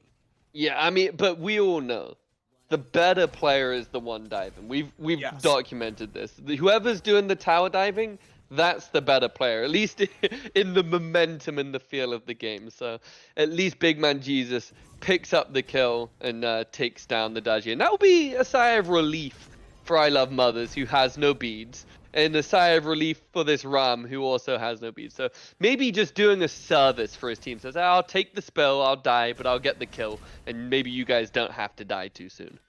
Yeah, it's intentional or strategic feeding in a way because you burn the cooldowns that would have otherwise impacted the rest of your team, as that leaves, like you said, these two members that ordinarily would have been a little bit more unsafe to farm up and continue to take these scrappy engagements in left because Daji is on the way. Sparkfira doesn't seem to know, but might not even matter. Charybdis ult off the mark. Yeah, off the mark and nowhere to run. You just gotta pray Sparkfira doesn't hit those, but you know he does. And trade him back incredibly well with Morten, who has backed out but gone back in. Takes him down. Man, I feel for him. That looked like it could have possibly been a clean 1-for-2. And that was Pentacruel on the front foot. Double crit with both of them going Shadow Steel. But then, like you said, when you choose to use the Charybdis ult on someone who knows it's coming, you're just killing yourself and you're hindering yourself. It literally just roots you in place and says, here, auto attack me 2 to 3 times while I do no damage to you. And Pingdiff will do some damage to the Pyromancer here and start to chip away at this lead the Kinkais have. They'll grab that Scorpion as well. Down to about 1,000 gold, which is a workable number, as right-hand side, hang on, Big Man Jesus is being harassed by this snake and forced up into the Anvil of Dawn. There is some messy stuff going on every time we look over here. Zats just wants to fight whatever is in front of him. Yeah, and there's not a lot that can deter him. To be honest, he is this immovable worm. Crashing into the T2, actually forcing Mirandas to Windfire Wheels away. He said, you got my blue buff once, buddy, but it doesn't matter. I'm going for it. And we're actually going to go for your mid lane. Mother's forced up into the home, sweet home. That's going to send Morten into the powwow. But it's still Zats deep into the enemy jungle. And a Cataclysm just to keep the mid laner alive. Zats is a complete nuisance. You said we don't really see this god too much. I mean, he's looking pretty strong right now. My boy Zats is just in here being a nuisance. He's making it work, and for what it's worth, what exactly are you supposed to do about this Jormungandr who's got a Divine Ruin and all of the base damage in the world to just kind of harass you and keep you away? Now, rolling in left lane, we've seen this before. Here's another fight between these ADCs, but just like game number 1, Sparkfira seems to be getting the better of Pentacruel in this 1v1. Yeah, he's not being able to stand his ground quite the same as he was on the Cernunnos here, Pentacruel. He's trying to fight back. You know he wants these 1v1s, but understands he can't get them unless he maybe gets a crit or 2. But if you're going to go under the water that soon, buddy, you're opening yourself up to an Astral Barrage. But when all 3 are off the mark, there's a good beads too. Well, there's that fantastic 1v1 ultimate. The perfect 1v1. It's a stun. It's a displacement and a stun. Yeah, but no stun necessary, no CC necessary for Morten here in the left lane. I say that, maybe I spoke too soon. He's juking in the minions. Morten is taken down. Sparkfira just making it happen in this duo lane. How on earth did my man Sparkfira get that kill at such low health versus a Jotun's Hydra's full health Daji? That's unthinkable. That shouldn't even be possible for Morten to die there. But wow, my man Sparkfira showing just how he became top damage in game number 1 and says, well, I'll be top net worth at least here in game number 2. And with that pickup, which was so unlikely, it opens up this opportunistic goal for you, and Pingdiff saying, well, thank you very much. You may have had us a little bit in the early game, but now it's us up 1,000 gold and maybe looking to do more. Yeah, and I think that we see a little bit more of this as this meta is kind of creeping its way along, where one team seems to have a stranglehold on either side of the map. And I think it's hard to contest the statement that Zats is pretty much doing whatever he wants to on the right-hand side and kind of enabling some shenanigans on that side of the jungle. But now that Sparkfira has this 2-level lead and is consistently taking and winning these 1v1s with this Devo's double into triple crit build that he's got for himself, Pingdiff are very comfortable on this left-hand side. Like you said, they got the Gold Fury. They're going for a Thor ult now. Yeah, they're going to find it down onto Nopexy. That's Bees and Aegis. He says, thank you very much. I'll be on out of there. And well, with my Geb to shield me from the powwow. I think they'll just be wiping and dusting off their hands, just saying, well, good day at the office here, because we just took everything we wanted, and now we can look for a re-engage here on Morten, who you don't have the powwow, you don't have your beads. Now, massive Cataclysm onto 3, but no member's getting too low just yet until NopeXD comes down, very low health. For the time being, Miranda's picking up Morten, and here comes Jormungandr, the World Serpent in the up, but buddy, there is nothing to down below you. They're all full health. They just pick up the jungler almost for free, really. Yeah, but like, why not just go in with the rest of that Yormul? Like, what are they gonna do to you? And Rom going up into the air here. I think that Sparkfira hates these backlighters because he just killed this Yu Wong for next to no reason. Like, I don't think that NopeXD even knew that there was a Rom ult taking place, and then he suddenly got shot down. Sparkfira is making a case for MVP of this set already in this game number 1, but Zats has definitely given him a run for his money. I think that Kinkai's need to lean a little harder on this right-hand side of the map because Pingdiff are making use of the lead that they have, and I'm just not seeing the same thing from Kinkai's here, but we'll have to see what they end up managing to do here. I have lost Sneaky Penguin. It is just me, just Kaizo by myself. A storm has taken out my co-caster, and we'll see if Pingdiff can successfully take out Kinkai here in this game number 2 with this game 1 lead. Going to try to find something onto Sakura, but they're going to have to drop down onto this Pyromancer instead. And Zats here on the solo contest. He is not bothered by the entirety of Pingdiff here. He's going to force them away with this World Serpent ultimate and just continue to be the nuisance that he's been. And he actually goes in here on this right-hand side trying to find a little something, but no something to be found. Naja going to be forced into the wind-fired wheels defensively. Beads will also be forced out by this powwow as Kinkai's seemingly heard what I had to say, and they are shifting their attention to this right-hand side of the map. Pyromancer now being contested in the opposite direction. Zats is just surrounded by like 4 people here, and Pingdiff will actually steal that one away despite the fact that Zats is trying to keep them all zoned out. A good root will hold the Naja in place, as will that Charybdis ult. That's going to force a lot of damage onto this Naja. He'll eventually go down here to the Yu Wong. Zat's still taking even more damage, but Shell is good to keep him alive for the time being. Beats and Aegis forced out from this Rom as Sparkfira will eventually go back down. Isle of Mothers in the blast off.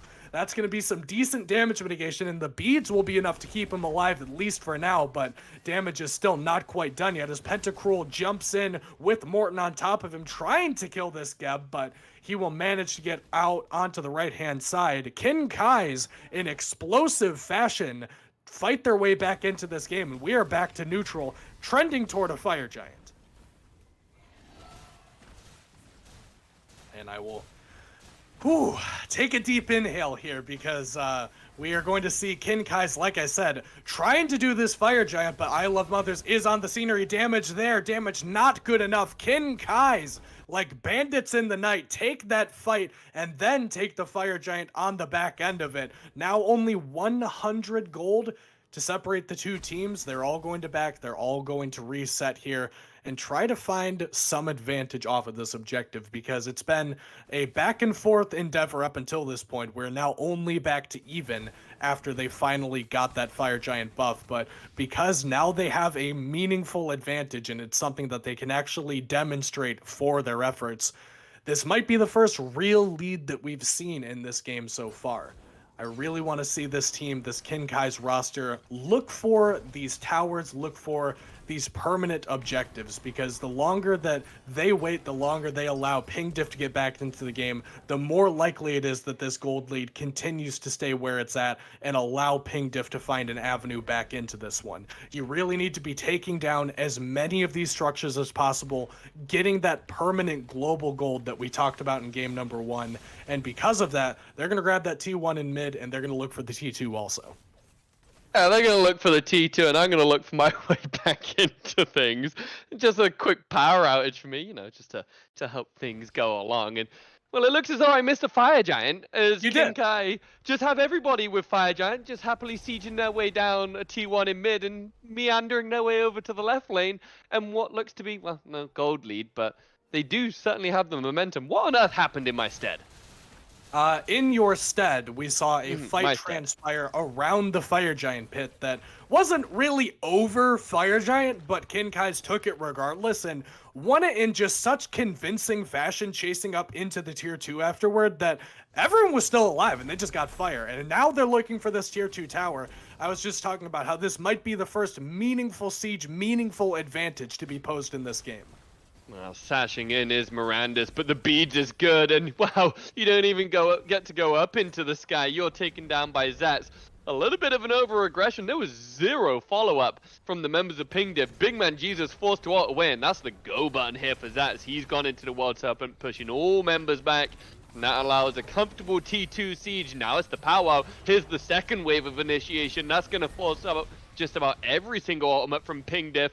Then all the members are going to retreat from Kinkai. Maybe look for some of this Fire Giant sustain, but it won't be on Pentacruel. Mother Lover has taken him down, and now it's Zats all on his own, surely to fall. And, well, they're just going to wait out the sad little Khepri resurrection as they slowly take down this gigantic worm. Yeah, and we've seen this one before. A little over-aggression in this set is not something that we are unaccustomed to recognizing as now NopeXD tries to fight back into Big Man Jesus. That's a good abduct there. That's going to force the beads, and hang on, Morton's still waiting in the wings. Will swoop in to collect that one. I don't think we're quite done with this fight. Yeah, it doesn't look to be. Sakura, you could see, really want to find the abduct onto someone, and that's because Morton is lingering on the side, gonna wait for Riddler to finish his rollout, and, well, that's gonna be all said and done. I think a ping came out for Mirandus on this red buff, and they decided they didn't want any more, but, wow, they looked for a Phoenix Siege. It looked like it was going to be pretty good from Kinkai. They forced all three ultimates out from Ping Diff, all right? They got the Home Sweet Home, they got the Astral Barrage, and the Cataclysm, but the amount of damage that pumped out just meant Kinkai couldn't sustain it, and, well, when you've got no retreat with the Yormalt, I mean, you're just stuck on the ground and stuck in death. Yeah, and now, because that siege went that way, Ping Diff are in a position where they're actually feeling pretty comfortable. Fire Giant about to fall off here in the next couple of seconds and due to respawn in just under 2 minutes here. Only about, what, 200 gold separating them despite Monumental. a Fire Giant, despite a fight, despite a tier 2 going down and left. All of this gold was still grabbed by Kinkai's, but things are fairly even here. If Ping Diff can stabilize in the next 30 seconds or so, they're very comfortable. Yeah, well, they're going to have to stabilize Riddler, who's been found out of position. Cataclysm's good for the time being, but his health bar didn't shift too quickly. I mean, he had 3 members on him, and he's only about half health. That does maybe make this second initiation of the fight a little bit more tricky for Ping Diff. You can see Kinkai want to find something a little bit more meaningful before this Fire Giant spawns, and they might just find it here on the blue buff. Massive knock up, the Thor comes crashing down, but it's now Zats up into the sky as Morton comes back down, and Morton's gonna pull in the Riddler. Maybe, no he doesn't. And take a look at Mothers, he's just on the back end. He thinks he's still playing Morrigan, and that might just be his demise rooted out. No, it's not just enough to stay alive, but take a look under the T1, T2 tower. Zats and Riddler have traded spots. Yeah, Morton looking for more here. Whoa. They're going to jump in here, immediately gets answered back, so does trade 1 for 1, but that seems to be the end of the fireworks here as the rest of Ping Diff back up. 2 for 2, 3 members alive on both sides means that nothing really to happen on the back of a very spiraling, sloppy, confusing to watch engagement that we just experienced. So no Fire Giant going down quite yet. We're going to see both teams have ample opportunity to get themselves back in a position where they can actually find a comfortable footing before this next Fire Giant fight takes place. If it even comes here. I mean, Gold Fury's back up. We don't have to fight on this side of the map necessarily, but Pentacruel's going to have to find his way out here. Beads forced out. This could be trouble. Yeah, beads are forced out early. Sash is good up into the sky, and they're going to have to be careful of Big Man Jesus crashing down. He does, but it's Mothers who picks up the kill. You can't just be pulling a Scorpion like that, my man. I know you need farm desperately. Sitting rather sadly at level 18, 27 minutes in the game. He was trying to find some extra farm, and well, in doing so, you've lost your life, and maybe the potential to fight over this Fire Giant. There is all, well, as soon as Sparkfire pulls up all 5 members of Ping Diff here, but King Kai look like they don't quite want to give this one up. Half health is the Fire Giant. In comes the Yuwong damage over the wall, but nothing doing just yet. It's being held. King Kai actually steal it away, and they're going to look for the fight. Khepri Resurrect is forced out, but here comes the second initiation. I Love Mothers crashing down with the Home Sweet Home, but it's a self-banish for NoPXD. Gonna get him out. No snipes on the mark, so you're gonna get the Fire Giant, but it will cost you your T1 and your support. Yeah, they're going to grab that T1 like you said, and with Sakura down and NoPXD still needing to back, there is a possibility that Pingdiff can look for something a little more, but they don't have any minions on this side of the map, so they're going to have to settle for just this blue buff. And Zats, I love to shout out my fellow casters, and Zats has been popping off on this Jormungandr. He has been a nuisance that Pingdiff, frankly, don't seem to have an answer for. And oftentimes when you play characters like the Jormungandr, where the gimmick is you go in and then you get out as quickly as possible, you just get blown up. Like, it's very difficult to find an avenue of assault, and as soon as you touch somebody, all of the team focuses you, and you tend to just explode. But that has not been the case for Zats on this Jormungandr. Every time that he's been going in, he's pretty much found all of the value you could ask for him. I don't think that he's really had much to worry about in this one. I mean, he's died twice, but it almost feels voluntary with how carefully he's been playing and how his positioning has just been leading to as much as he could really be asking for. Sorry, I was holding my breath there. Pentacruel went to pick back up the purple buff, and you could see the members of Pingdiff, Bigman Jesus, and Mirandus were looking to try and pick him up once more. Caught lacking maybe somewhere in the jungle, but he gets on out of there. But I think you're right. You're absolutely right. Zats has been absolutely popping up, and I think that's almost a little bit credit to his build. He has said, I know what's going to kill me, and it's going to be landing down into a ram with crit. And so he said, hey, what if I just get Breastplate of Vigilance and a Spectral Armor and a Divine, and I just don't have to deal with Ram's damage anywhere near as much as I normally would? And it's been working wonders for him. He's got the upgraded Horrific Emblem as well, reducing the damage. He said, I see the assignment, and I'm going to ace it. Yeah, he definitely understands that this ROM is just about the only thing that threatens him here, as King Kai's try to threaten Pingdiff in the right-hand side of the jungle. They have the Fire Giant. Like, we don't have to keep fighting here, guys. We can go somewhere else if you want to. There are lanes to push, there's a Thor to kill, and they seem to want that one.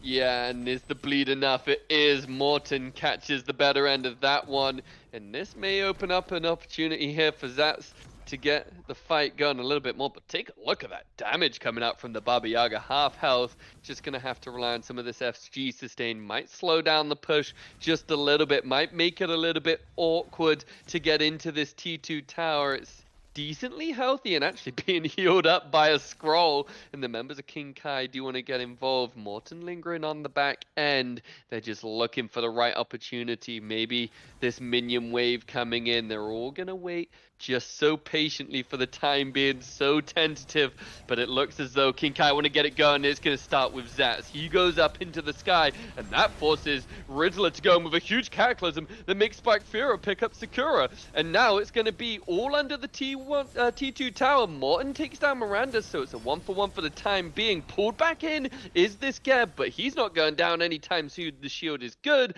and as is the T2 defense. A little bit forced here from King Kai. Yeah, they kind of ran into a brick wall. I mean, Jormult is not bad, but not my ideal engage tool. And now Anvil of Dawn going to be the next engage here. They still want NoPXD. Yeah, they want him, but they're not going to find him. I'm equally as you. I thought that was going to be a wall locked in, and then the rest of the goon squad picking up NoPXD. But well, they decided they wanted other things like a Pyromancer, and that's going to be the end of this Fire Giant power play. I mean, we saw nothing, really. I mean, we saw some fighting, and I think that's just about it. Did they get an objective outside of Pyro? I don't think so. I don't believe so either. I mean, they mounted that attempted siege on the left-hand side, but I don't even remember if that was even this fire giant necessarily. So Ping Diff once again managed to defend successfully against the fire giant team. And take a look at the fact that despite the fact that both of these fire giants have gone down in favor of Kinkai's, it's still Ping Diff in the gold lead. Like, they haven't lost control of this gold lead. Granted, gold 32 minutes in, more of an abstract concept because you're pretty much full build on everyone, but it's kind of just serving to point out the fact that there's no real lasting advantage that Kinkai's have gotten off of any of these Fire Giant sieges. No Phoenix has gone down, no main objective has been lost that makes the game easier for them. They're still fighting on equal footing despite the fact that they've been the aggressors up until this point. Yeah, and there's going to be some more aggression around this fire giant, and I think it's probably going to be centered around these mid laners. Take a look, neither one has beads. Charybdis having no relics whatsoever. King Kai in a tough spot with a tool order to try and make this fire giant pull, or fire giant dance happen, because I think as soon as we see Mirandus get that blink relic back up, we're probably going to see a pretty big engage from Ping Diff. They need to recognize the cooldowns of these relics and look to get things grouped heavily on this left side, but still nothing doing, just fighting over ward vision for now. Yeah, speaking of left-hand side, though, you can take a look at that tier 2 tower and left currently under siege from that trebuchet, so at least something that will force Zats to turn his attention that way. He does have the teleport, but that does mean he's not here right now. Yeah, Miranda's playing zone duty as the Fire Giant's getting to half health now. All members of Ping Diff have dropped. They're looking for the engage. Morton's been crashed down onto, and it's Sakura who's trying to pull one in. It was Morton picked up by Big Man Jesus, and that's going to force into the sky. Windfire Wheels, Pentacruel taken down. I Love Mothers on the bottom end of that one. 1-2 snipes are good. I Love Mothers with the double kill. Unstoppable now. That is 3 members down. Thank you very much. I think we're going to look for this EFG once more. Taking a look at where Zats is positioning, though. He does still want to try to contest this, but he's been spotted out by Big Man Jesus. There's some decent damage. Fire Giant half HP. Half health. He does still have the ult, and he's going to have to use it right now, but he is just evaporated. What on earth was that damage? He said, I understand Ram's doing damage, but I Love Mothers. Take a look at this Baba Yaga. Equal footing, both sat at 30k. EFG around their waist, and well, they might just get Nope XD as well. Sash is good. Beads burnt out. You have no self-banish for the time being, but the Thor ult's off the mark. Aegis is good, and well, there's the wall doing some damage to help with the cause. That's all 5 members are full on Dia side, and they're crashing into this right Phoenix, which should go down pretty comfortably. Yeah, EFG will spell the end of this one pretty quickly, like you said, and they do have a little bit more homework to do. Towers still standing in the mid and left, so won't be able to just shove their way in and grab those, but this is the first time we've seen a meaningful objective being taken down here, and they might try to grab Sakura here because they still have the advantage. Well, a little bit of a mishap here from Miranda's gonna need a shield to get him on out of that, but no harm, no foul, but the foul's on Pentacruel.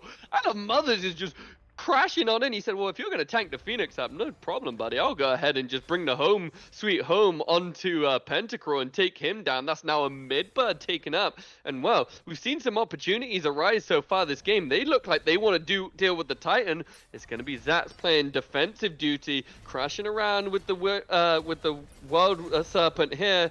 Not finding any homes, but a big Cataclysm is going to be here for now. Titan getting very low. Morton picks up Rizzler. Titan 10%. It is going to be game for King Kai. Sorry, Ping Diff. What an absolute turnaround. It looks like King Kai should have had control of that game. They had 2 Fire Giants and just could get nothing done with it.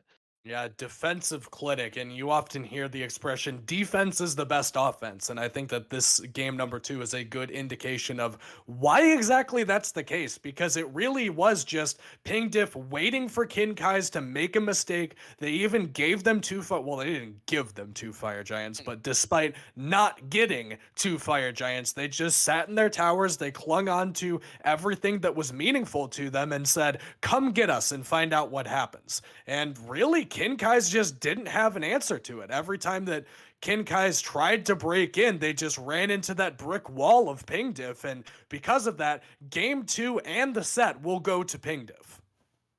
Yeah, they cleaned up that one pretty comfortably. It felt a little bit pacing wise, a little slower than game number one, but once they kind of got their feet underneath them, they kind of took control pretty handedly. They shot their shot a little bit cleaner than the members of King Kai. They were very succinct in the way that they managed to get their business done and took their opportunities very, very comfortably. They closed this one out 2-0, and that one puts them up to, I believe it was second place for the time being. They get to go up one more, wait and see if Kuman and Zoomin can do anything about it. And I think this just goes to credit. If you have a cutesy Chrono 64 avatar, it's just a win con, right? I mean, it's Right, it's kind of all is. in the avatar, man. What have you got? A cue ball with 5 stars on it? That's nothing. We got a Yeah, and we got a little Chronos. you're kind of tilting your hand that that's weeb stuff with which you're not Whoa, familiar, but whoa, whoa. that's the Dragon Ball right there, and that's used to grant you wishes. And I think that Kinkai would probably wish for a different outcome to this set because Ping Diff, like you said, taking it in 2-0 fashion here, despite the best efforts of my boy Zats and the rest of the roster of Kinkai's. Ping Diff really did just put on a clinic here. And speaking of Ping Diff, we got them in the studio right now. Yeah, I'm in Really? the studio. I go on. I am house mode. That is me. We got I'm the in a big house running in, by the way. That was fantastic at the end there. What? You just ran into that mid Phoenix? You just Yeah. saw Neja was like, hey, tanking it up, and you just took your opportunity, I guess? Yeah, I saw that the Charybdis was positioned very, very poorly on the Phoenix. I thought I could capitalize it. Knew that the little cringe, little vortex worm ability, whatever it is, she'd use that worm mode, if you'd call it. I think I But would call it that. yeah, For sure. And to be clear, positioning poorly on the Phoenix, I believe she died off screen in the Mhm. back of her Phoenix while her tier 2 was still alive. That's considered positioning poorly. Like obviously you executed on it and like credit where credit is due. I'm a student to the Um, game. I'm just I trying to think learn here. honestly, I think that she used way too many other abilities, just like stepping up when we had EFG and there were 3 of them. Mirandus really did a lot of work for me. You know, he is the #1 solo laner now, by right. So you know, it's just one of It was those all part like of the plan, Matt. I like meant to miss that ult so I can continue tanking. yeah, Mhm. my team do everything for me really, and let me just free cast. And you know, it's someone's broke a plate in my house. Yes, you know, Celebrations all round. yeah, they're going crazy Opa. downstairs. Yeah, my team just let me do everything. I've got the go team.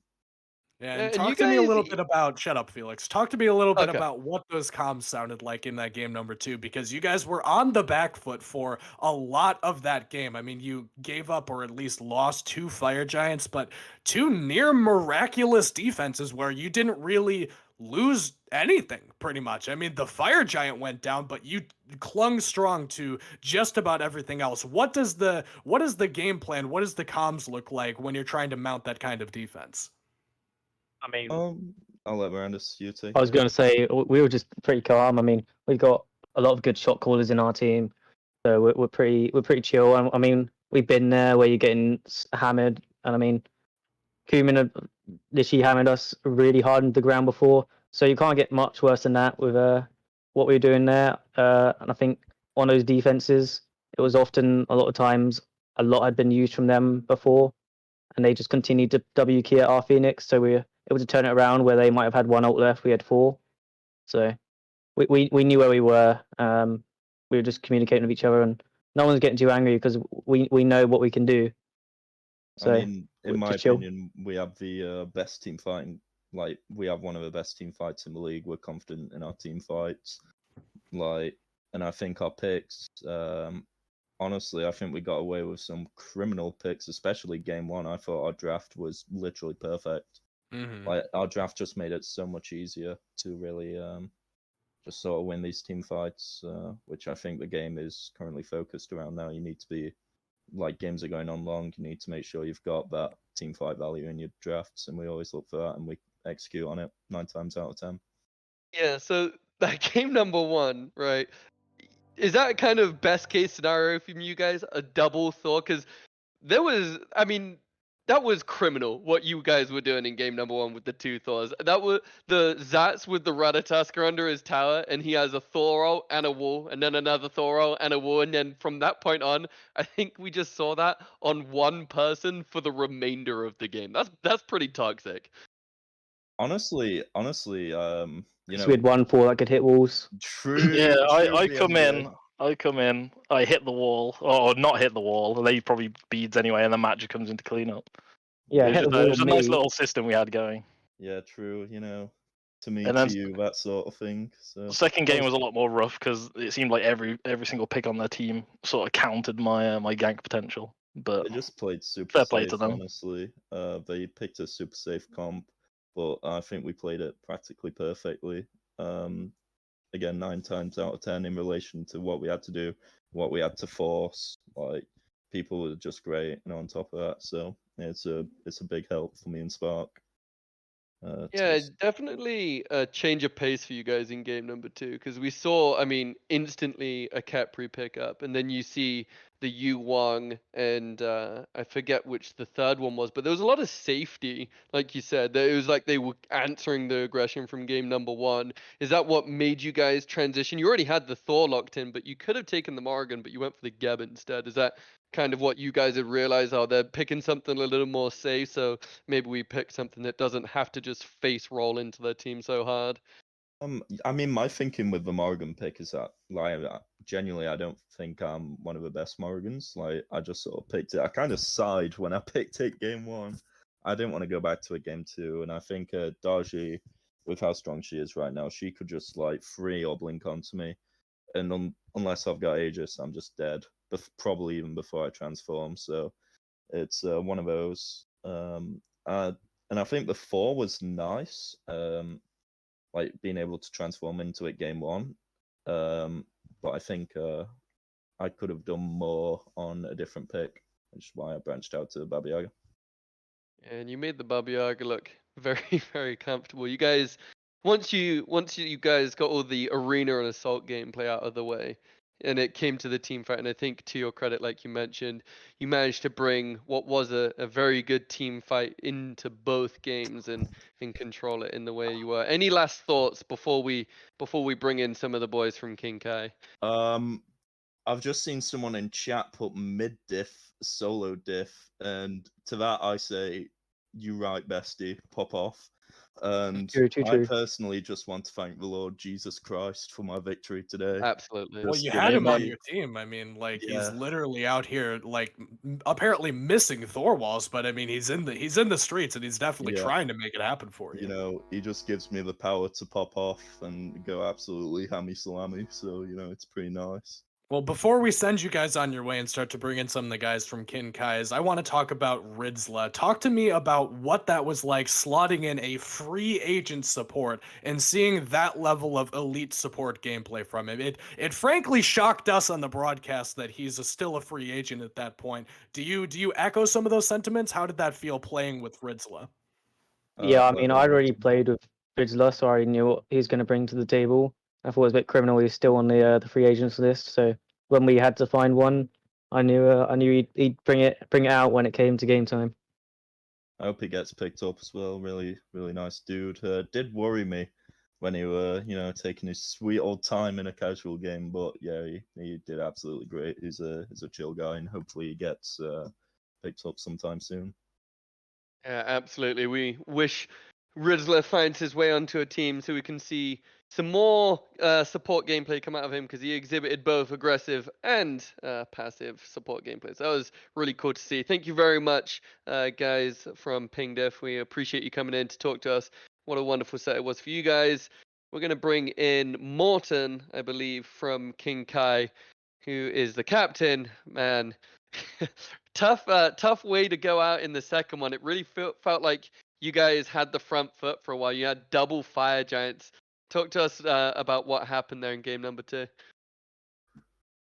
Well, we just first of all, good GG's boys. It was a fun game. Well played. You smashed GG's it. more.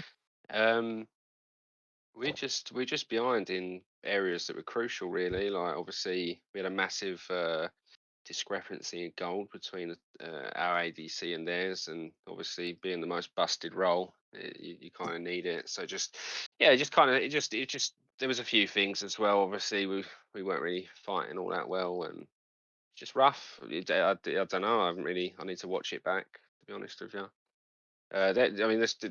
The support was just a nightmare. Both games as well. It was an absolute nightmare. Rizla, absolute nightmare to play Yeah, we against. recognize that on the broadcast as well. Ritzla definitely played well, but that's not to say that there weren't shining moments from you guys throughout that entire set. I think that in both games, I think my boy Zat specifically really made his impact known on both of these picks. Obviously, the Ratatosker sort of got, as we said, systematically dismantled in his tower once or twice, but that Jormungandr was a surprise pick to say the least, and definitely one that I thought was a potential contender for MVP of the set based on how Zats was playing that one. Yes, I mean, I didn't when he suggested it. I didn't really like the pick at all. But often, if people say to me, I want to play this god, I'll go. I don't know. I don't really like it. Whatever. And if someone will insist, no, trust me, I want to play it. We'll go with it because I trust them to make I trust them. I trust my teammates. Sometimes it works out, sometimes it doesn't. He's done it a few times actually. Like he said it before. Let me play the Herc, and he popped off. Let me play the Yorm, and he popped off. So I don't even bother now. If he says he wants to play something, I'll just let him play it. I think that's pretty fair. I mean, if the man's gonna pop off every single time he says, "Give me this," I mean, why not? He looked pretty good in game 1 and 2. Unfortunately, weren't able to get it across the line. Man, I feel for you guys on that left side. Phoenix Siege, you forced out 3 ults, I believe, with the Yorm ult, and it looked like you were gonna just reset and get some Fire Giants' name before going back in. But then just so much damage came in. What exactly was going through your minds at that moment when you realized the damage was being turned back onto you so heavily? See. I think I was split pushing in mid at the time, so I was looking around trying to take. A true jungler. Yeah, well, I'm trying to take the 1v1 with. This is game 2, right? Yeah. I'm trying to take the 1v1s with the 4. In and around the mid Phoenix, and then I look up and hell's breaking loose out on left. So I really don't know all that much until I watch it back. Well, now after the end of that game, you guys are sitting, in 4th place still, so not climbing the leaderboards, but certainly not falling it either way. Kuman and Zuman next, probably on the list for teams that might be up to play and kind of shake up these standings, but still 4th place for Kinkai's here, still not bad. Ping Diff move up to number 2 at least for the time being. What is the outlook that you guys have on the remainder of the season here? What matchups do you guys have coming up next that you think that we might want to keep an eye out for? Well, hopefully, I want to play. Obviously, I want to play against Hakai because my little brother captains that team. So I'd love to pump him and his team. That would be nice.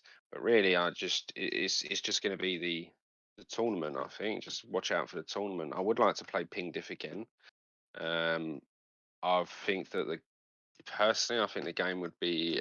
I'd be more confident in our ability to win, or at least for it to be a lot closer once they've got their normal roster. Not to take anything away from the lads, because the team they're all savages, honestly. Especially Spark and the big man himself in mid. But yeah, I'd like to play them again in the tournament. So hopefully we fall on the right side and get to play them again. All right, well, Martin, well, thank you very much for joining us. I'll give you a quick chance to say anything you want left. So, whilst we got the other boys of Ping Diff and we got their mics muted, you wanna run your mouth a little bit? You've been very cordial so far. Any last thoughts? No, I don't. I'm not. I might bite every now and then. Like someone would catch me on the old fishing hook from time to time, but I'm not gonna sit there. Shit talk. Honestly, Honestly, I'm about to leave, but my final words, mid diff. Tough, man. That's tough. A tough way to end that particular segment. The mid diff ringing through. You won't catch Morton on the fishing line, but it will be the mid diff biting at the end. Thank you very much for joining us here for Galeria. I have been Sneaker Penguin, joined by Kaizo, and we should have some more games coming up for you in the next week or so. So keep your eyes peeled for the announcements channel. Again, it has been myself, Sneaky Penguin. Thank you for all the members who have joined us here for the interviews, joined by Kaizo. You guys take care and have a good night.